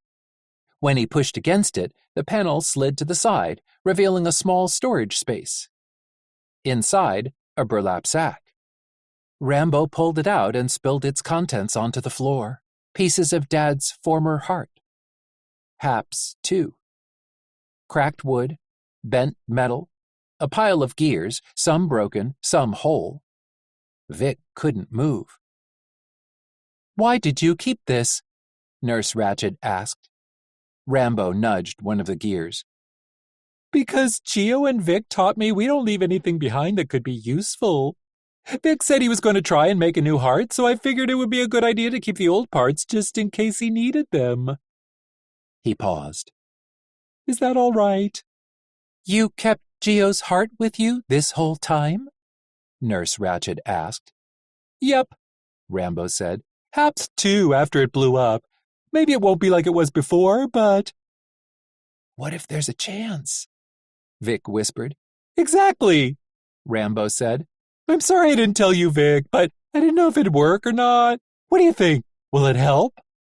Vic picked Rambo up and held him close. Thank you. Rambo beeped happily. Aw, anything for you.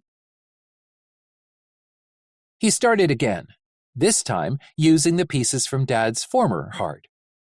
He still got frustrated, still believed he could never get it right, but he did not stop, even when every part of him screamed that he'd never succeed. As winter moved towards spring, he carried it with him wherever he went, a reminder that his work was not yet done. Dad found the inner workings of the terrible dogfish to be extremely fascinating. It was as if parts of him long asleep were beginning to wake up. None of the parts were the ones that Victor wanted most, but if it had to start somewhere, at least it was with this. It's lovely, Dad said one day, staring at lines of code on a monitor before him. All these numbers, it feels like... His fingers danced along the keyboard. Then, I'm very good at making things. Have I told you that? Yes, Vic said. You have. Dad's fingers paused. I thought as much. It's strange. He resumed typing. Vic didn't dare to hope. What is? Creating. It fills me with... I don't know. He frowned. It is as if I'm standing in the brightest light I've ever seen. That is how creating feels, Victor said, a bittersweet ache in his chest. Apparently, he dared to hope after all. When you make something, it gives you a sense of pride, accomplishment.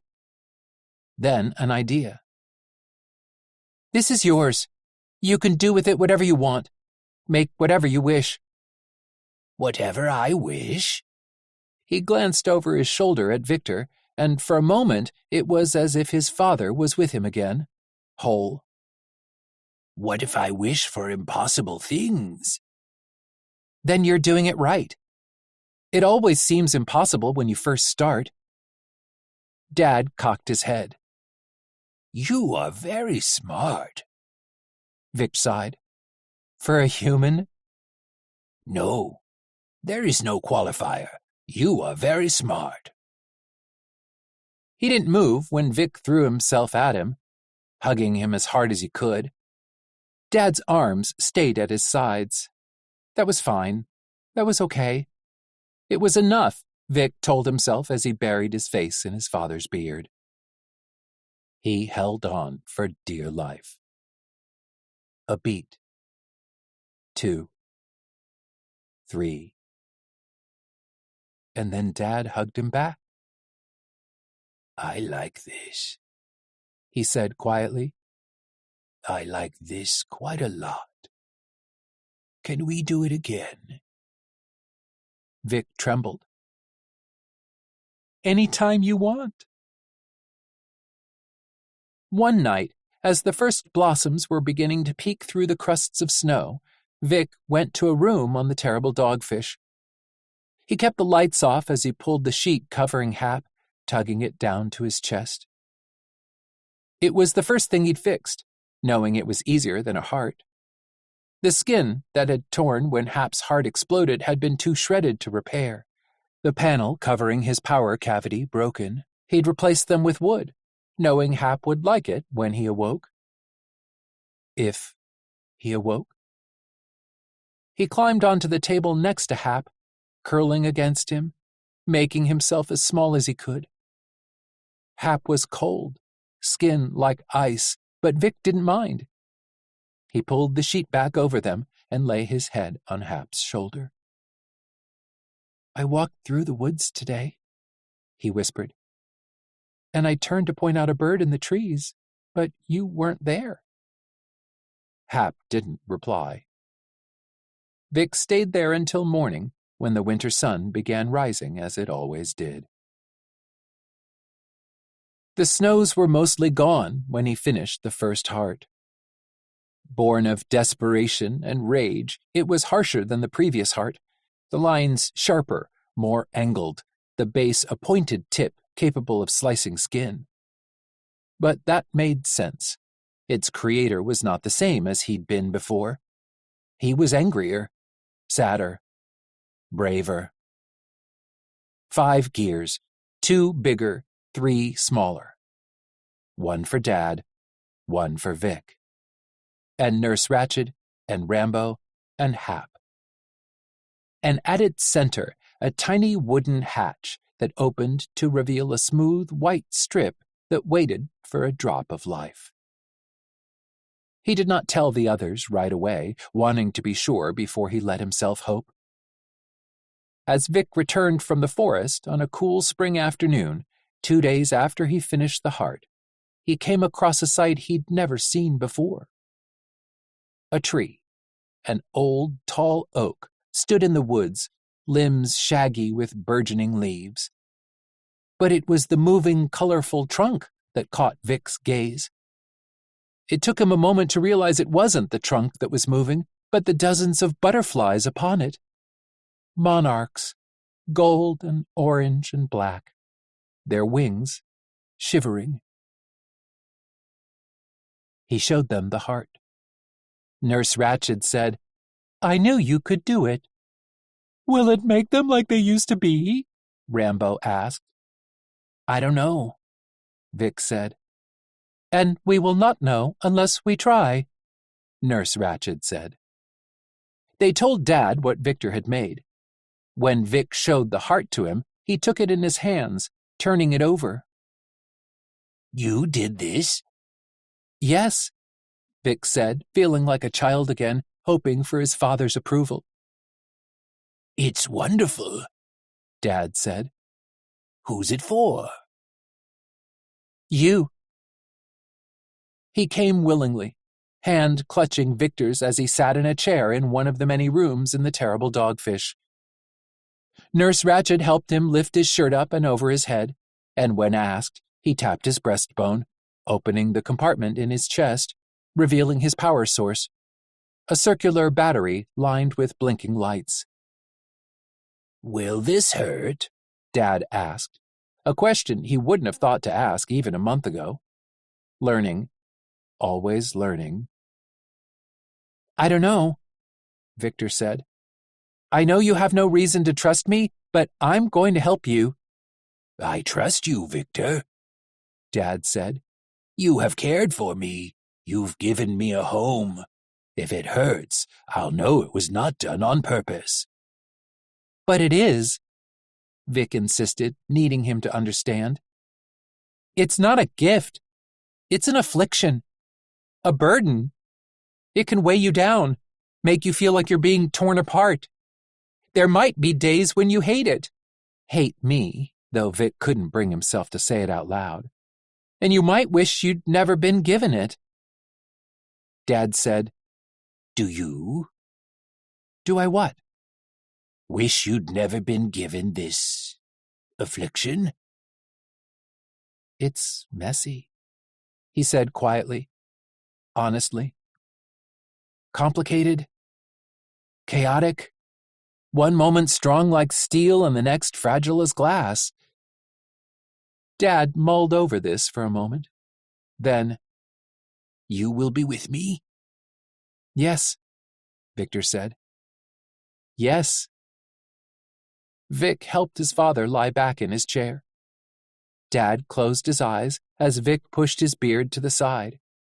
Nurse Ratched was at the ready next to him, the tools on her tentacles extended.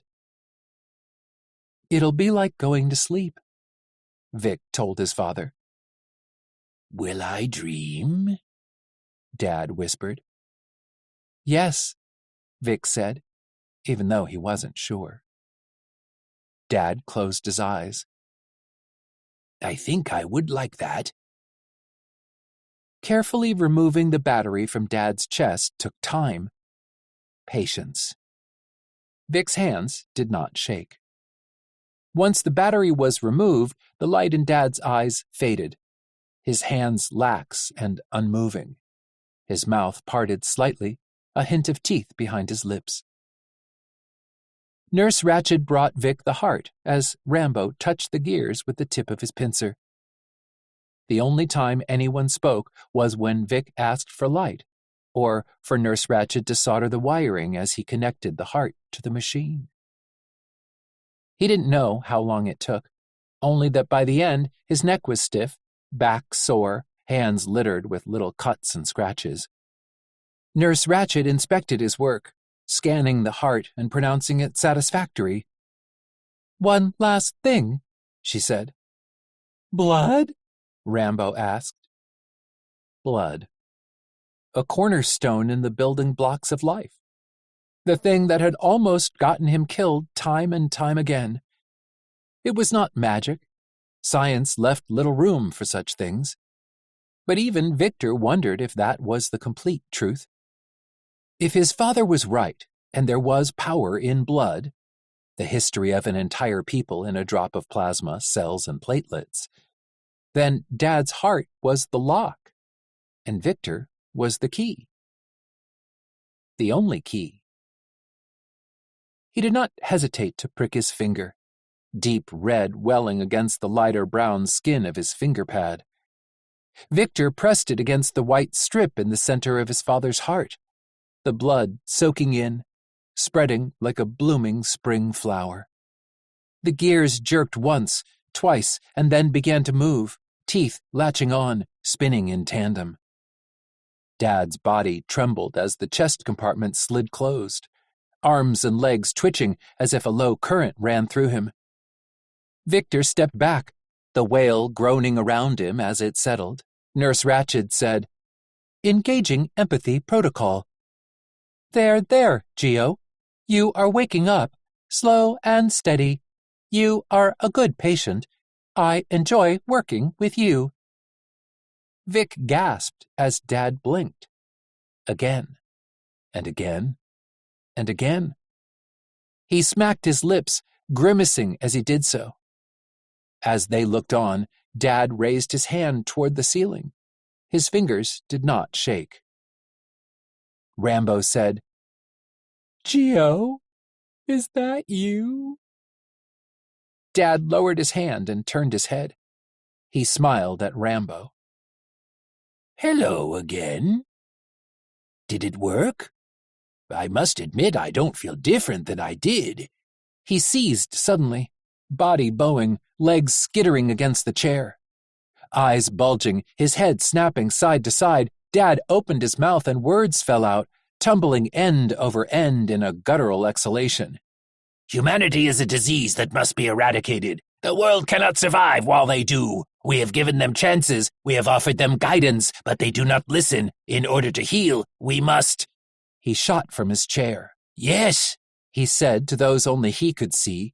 "I could do that. I can make them. A response to humanity, a line of machines who will—" He bent over, gripping the sides of his head, mouth agape at the floor.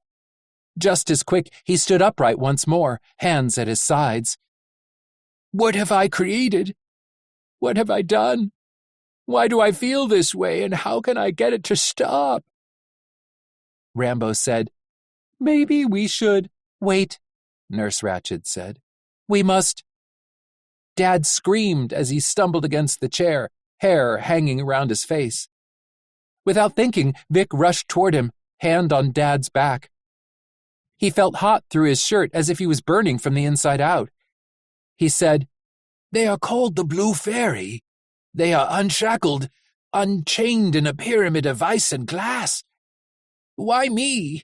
Why would you help me? Don't you know what I've done?" He laughed. "Don't you see? It is my programming.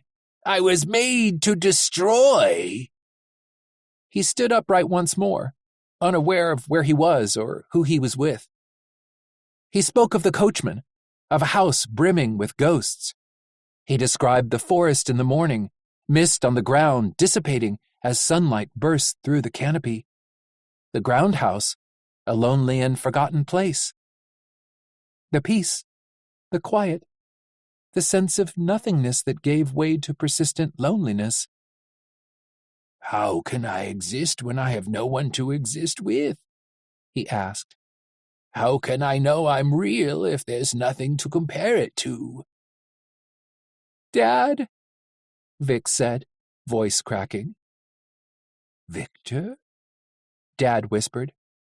Clarity returned to his eyes, a light that Victor had not seen since... "It was never for you."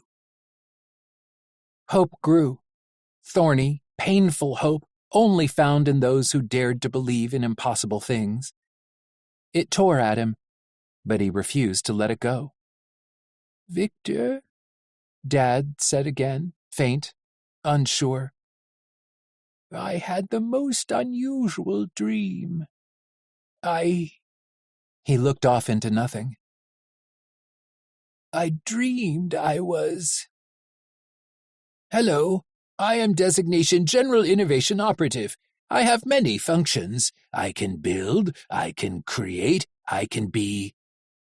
Ah, Nurse Ratched, there you are. Please, come with me. The child will be born soon, and I need... He stopped. Then, in a quiet voice, said, You weren't there. Not at first. Dad's face wrinkled, then smoothed out.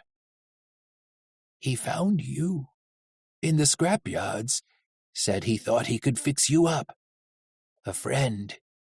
He wanted to have a friend, and he...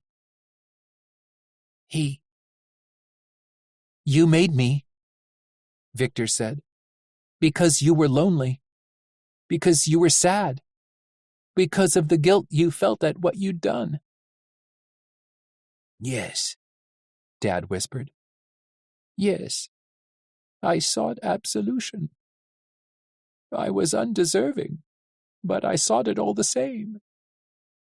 If I had you, maybe I could be salvaged, saved. I am not God, but I am a creator. I created you, Victor, my son. Vic flung himself at his father. Dad grunted as they collided, and Vic held on as tightly as he could. It took a long moment before Dad hugged him back, arms limp. Vic told himself it was enough. It had to be. There was no other choice. There were long stretches when Dad seemed to be gaining ground, days when he'd laugh and smile, even if it wasn't quite as bright as it had once been. But there were other days, too. Days when Dad was gone, replaced by General Innovation Operative, or Gio for short. Gio always wanted to help, always asked what Vic was doing. These days hurt, but Vic had come too far to back down now. On a day like many that had come before it, Victor and his father left their home and walked into the forest, hand in hand. Neither spoke for close to an hour.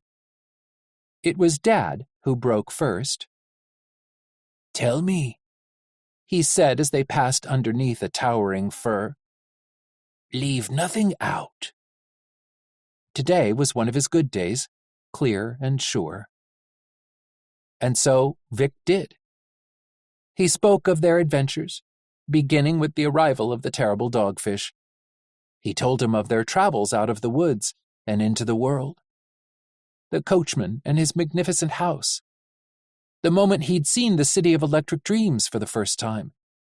Heaven and all the secrets that lay hidden inside.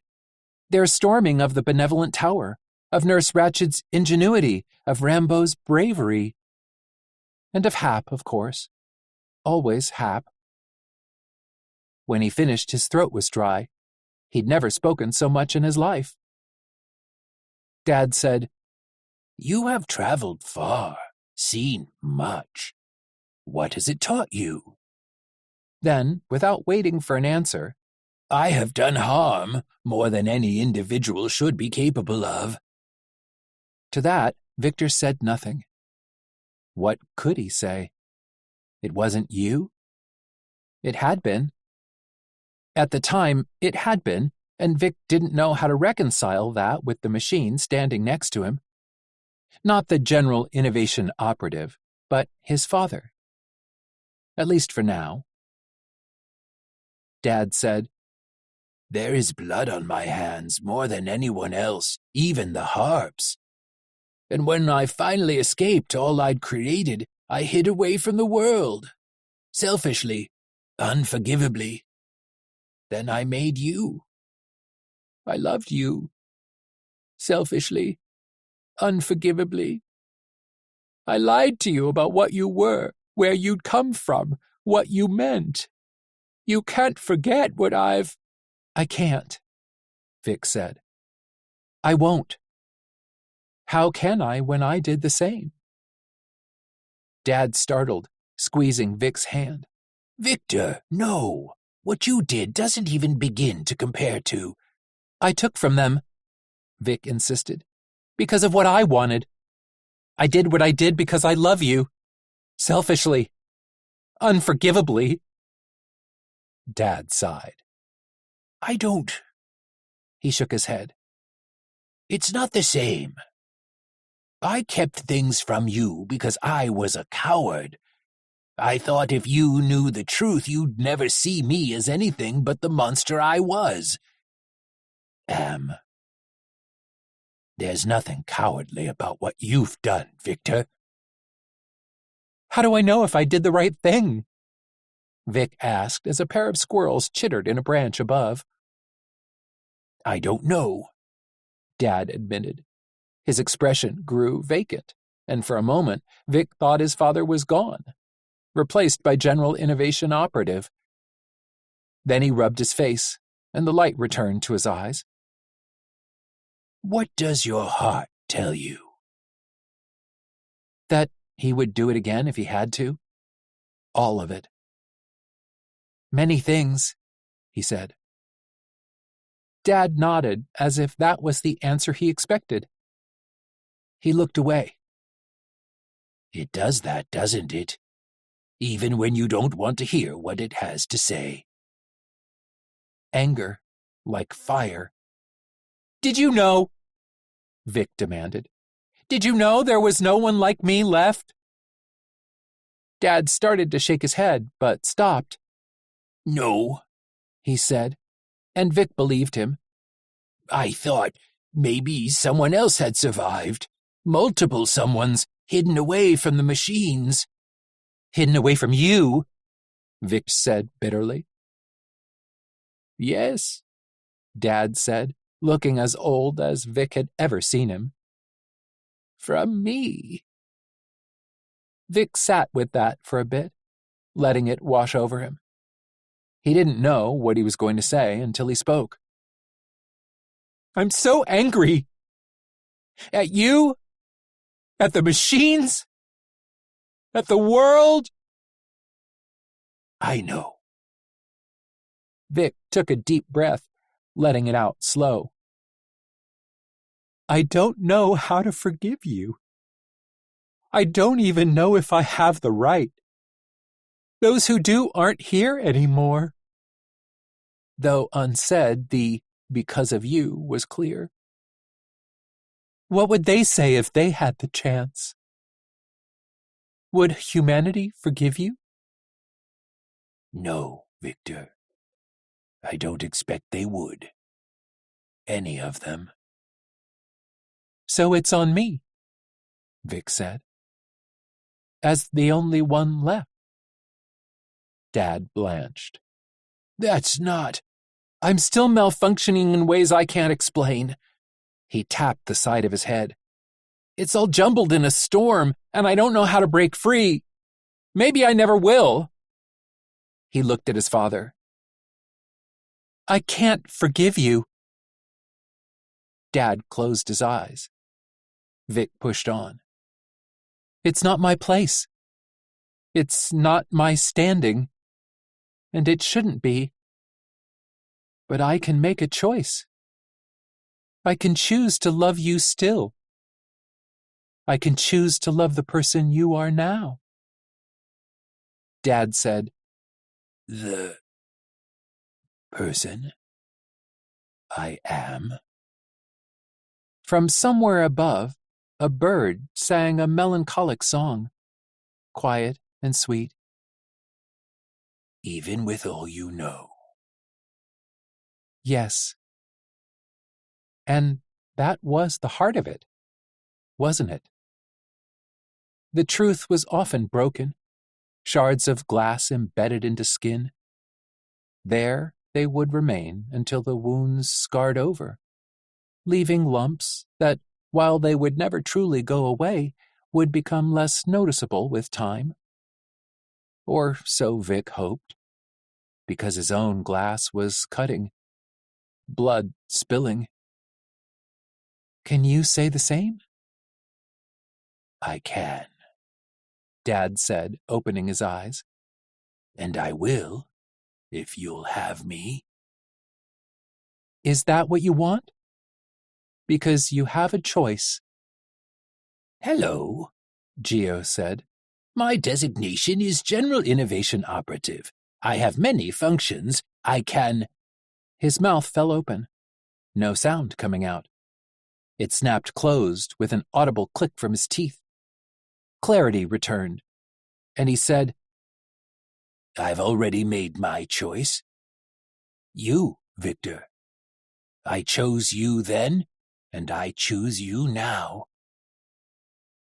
They continued through the woods, each lost in thought. Every now and then, Gio would return, asking what they were doing, where they were going. Vic explained every time he asked, never once letting his frustration bubble to the surface. It wasn't until they began to circle back to the terrible dogfish that Dad said, Hap. I remember him. Vic stopped. You do?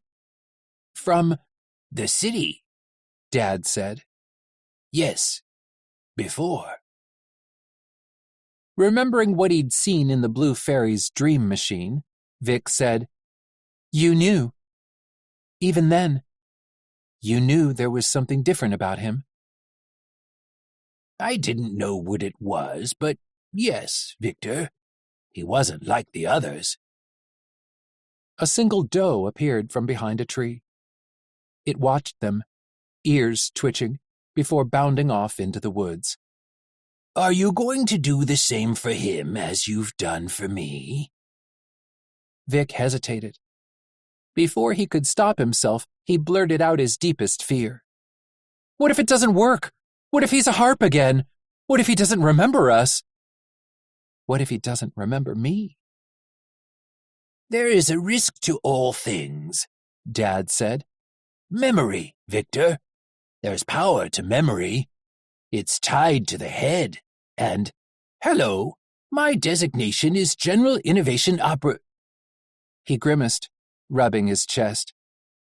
It's tied to the head and heart. But in the end, if there's a war between the two, the heart usually wins out, even to its own detriment. In the distance, the whale sat among the trees, not yet feeling like home, but one day. On a warm spring morning, a human began to make a heart for a machine. He took his time, wanting to get it right.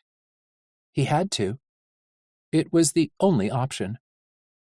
He used the parts from the machine's former heart and hoped it would be enough. As the last of the snows melted away, the woods started to take shape. First the bottom tip, and then up the sides. Carving, shaving, slivers in his thumb, his pinky. He was lost to it, days going by in the blink of an eye. A man possessed. Dad was Dad. Dad was Gio. The differences were starting to become less noticeable. Hap would be the same, Vic told himself. It might take time, but he would be the same. A tear plinked on the wood. He wiped it away, and continued on. He finished on the afternoon of the third week since he had begun. He showed the heart to Nurse Ratched, to Rambo, to his father on a day when he did not remember being exactly that. "It is lovely," Gio said. "You did well. Who is it for?" "Our friend," Vic said. "I like friends," Gio said. "I've made several. You and Nurse Ratched and Rambo." "I know," Victor whispered. Gio blinked, and Dad said, "Victor, forgive me. I must have gotten lost again. What do you have there? Is that the heart? Oh, dear boy, it is wonderful. I knew you could do it. Just look at it." It was enough. Hap lay where they'd placed him, under a sheet, on a table in the terrible dogfish. Rambo pulled the sheet down as Nurse Ratched extended her tentacles, ready for whatever Vic asked of her. Dad stood on the other side of Hap, peering down at the ruins of his chest. "All will be well," he said. "My son has... Hello, my designation is..." Music began to play from Nurse Ratched's speakers. Horns. The snare. The tss, tss, tss of a top hat. All kinds of blue. Dad snapped out of his stupor, blinking rapidly. "Miles Davis. Nurse Ratched, good choice. Victor, let's begin, shall we?" And so they did. For the next 3 hours, Victor Lawson installed the heart into Human Annihilation Response Protocol 217. Vic took his time, making sure the heart fit as it was supposed to, connecting the solenoids, soldering each wire with the utmost care. Long before he finished, the music stopped, but he barely noticed. He had music in his head and on his tongue, Miles Davis carrying him through. 1959. Good year for jazz. As he worked, he spoke, lowly, barely a whisper. He said, "I have so much to show you. The trees in summer, the way the moon looks when it's full, all the constellations. And maybe we could find the ocean. I think it's close, though I've never been. I've always wanted to see it. We could go. You and me, just for a little while. We could find it and feel so small next to something so big." He said, "We'll be together. You'll see." They finished as the sun began to set. Without looking at the others, he said, "Go, before he wakes up. I don't know how he'll react. It'll be safer this way." Dad was already shaking his head before Victor had even finished speaking. "I won't leave you alone, not while you're... Hello, I'm General Innovation Operative. I have many functions. How may I assist you today?" "Nurse Ratched," Vic said tiredly. "Come, Gio," Nurse Ratched said. "I require your assistance in looking for a suitable replacement for my screen. It is high time we return me to my former glory." "I can do that," Gio said. "We will take measurements of your screen and try to match it as closely as possible." "And I can help," Rambo cheered. "I think I saw some near the back of the whale. I'll show you." Dad did not look back as he left the room, Rambo close at his heels, chattering away. Nurse Ratched touched Victor with one of her tentacles. "Are you sure?" "Yes," Vic said. "Then do it," she said. "Fix him. And when you do, tell Hap he made me sad, and I will have my revenge." Then it was just the two of them, man and machine. Here, now, the foolish and wonderful hope of his humanity within him, Victor pricked his finger. Blood rose. Looking down at Hap, he said, I wish you were real. He pressed the tip of his finger to the strip in the center of the heart, red against white. The gears jerked as Vic snatched his hand back.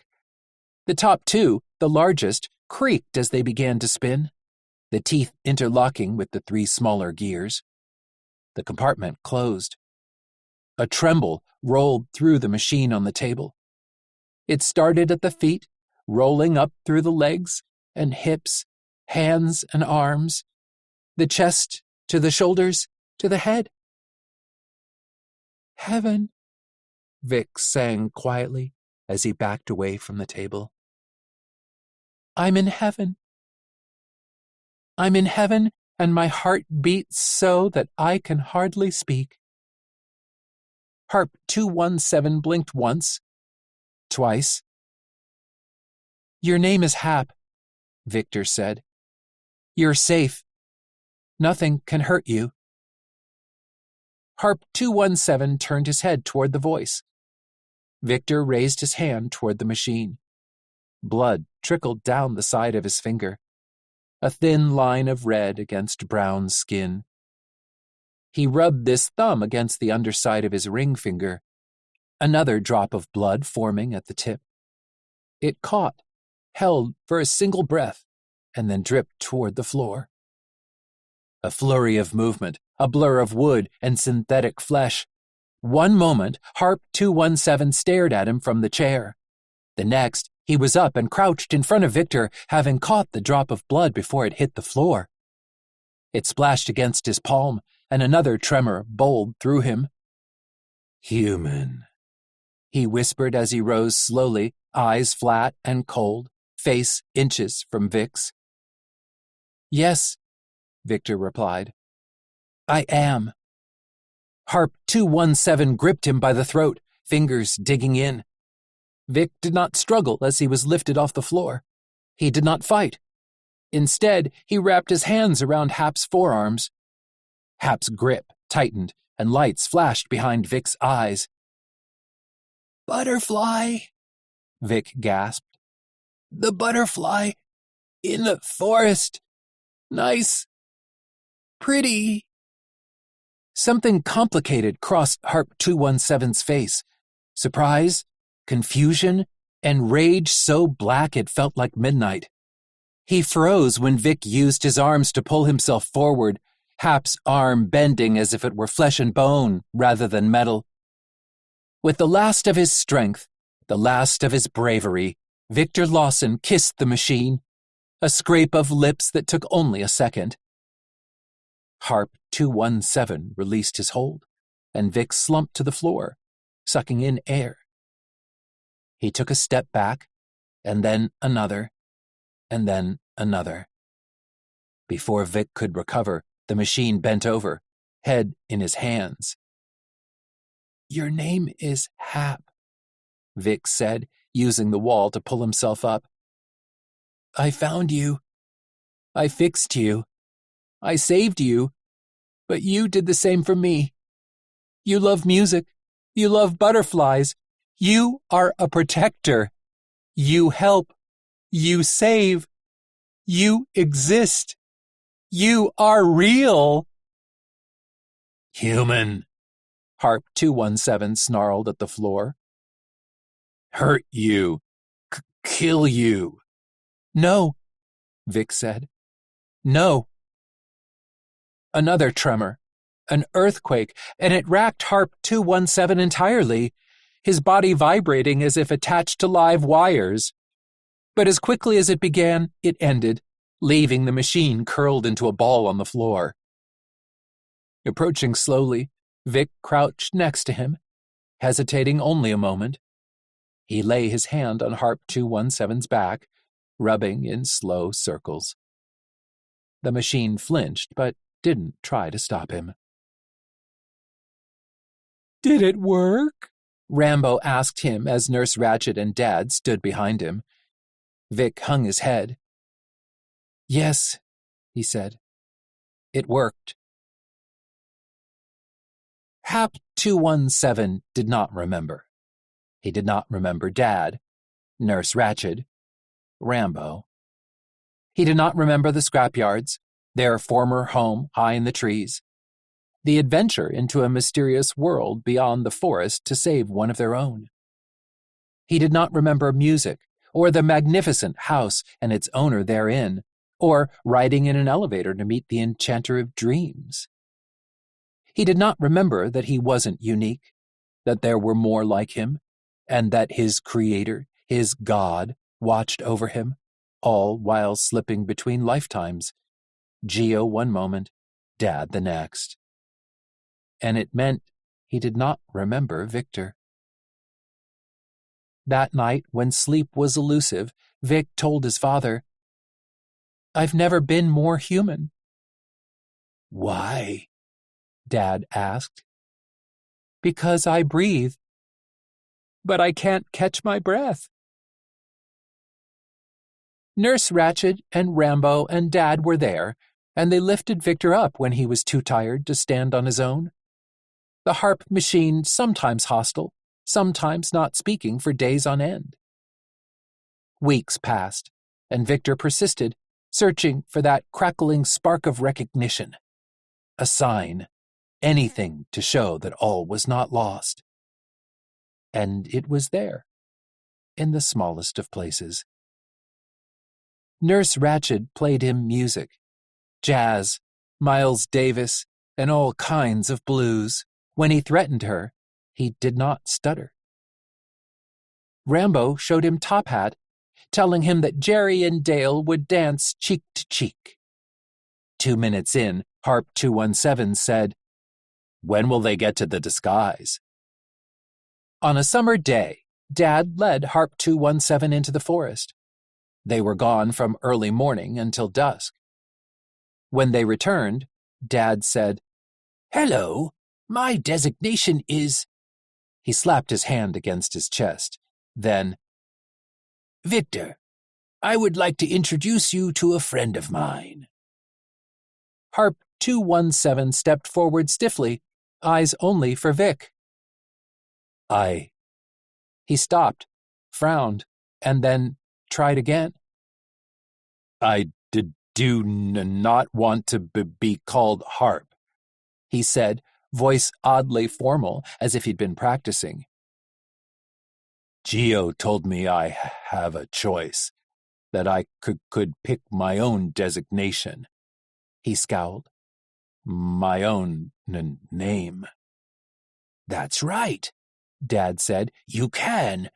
Why don't you tell him what you've decided?" Hap, he said, and Victor felt his heart stutter in his chest. "I am Hap." "Why?" Dad asked. "Why do you want to be Hap?" Hap said, "In my head. Words. Whispers." "And what do they whisper?" "Victor," Hap said. "Nurse Ratched. Rambo." And hysterically angry puppet. 3 words not uttered since they'd returned from the city of electric dreams. "Do you know me?" Vic asked.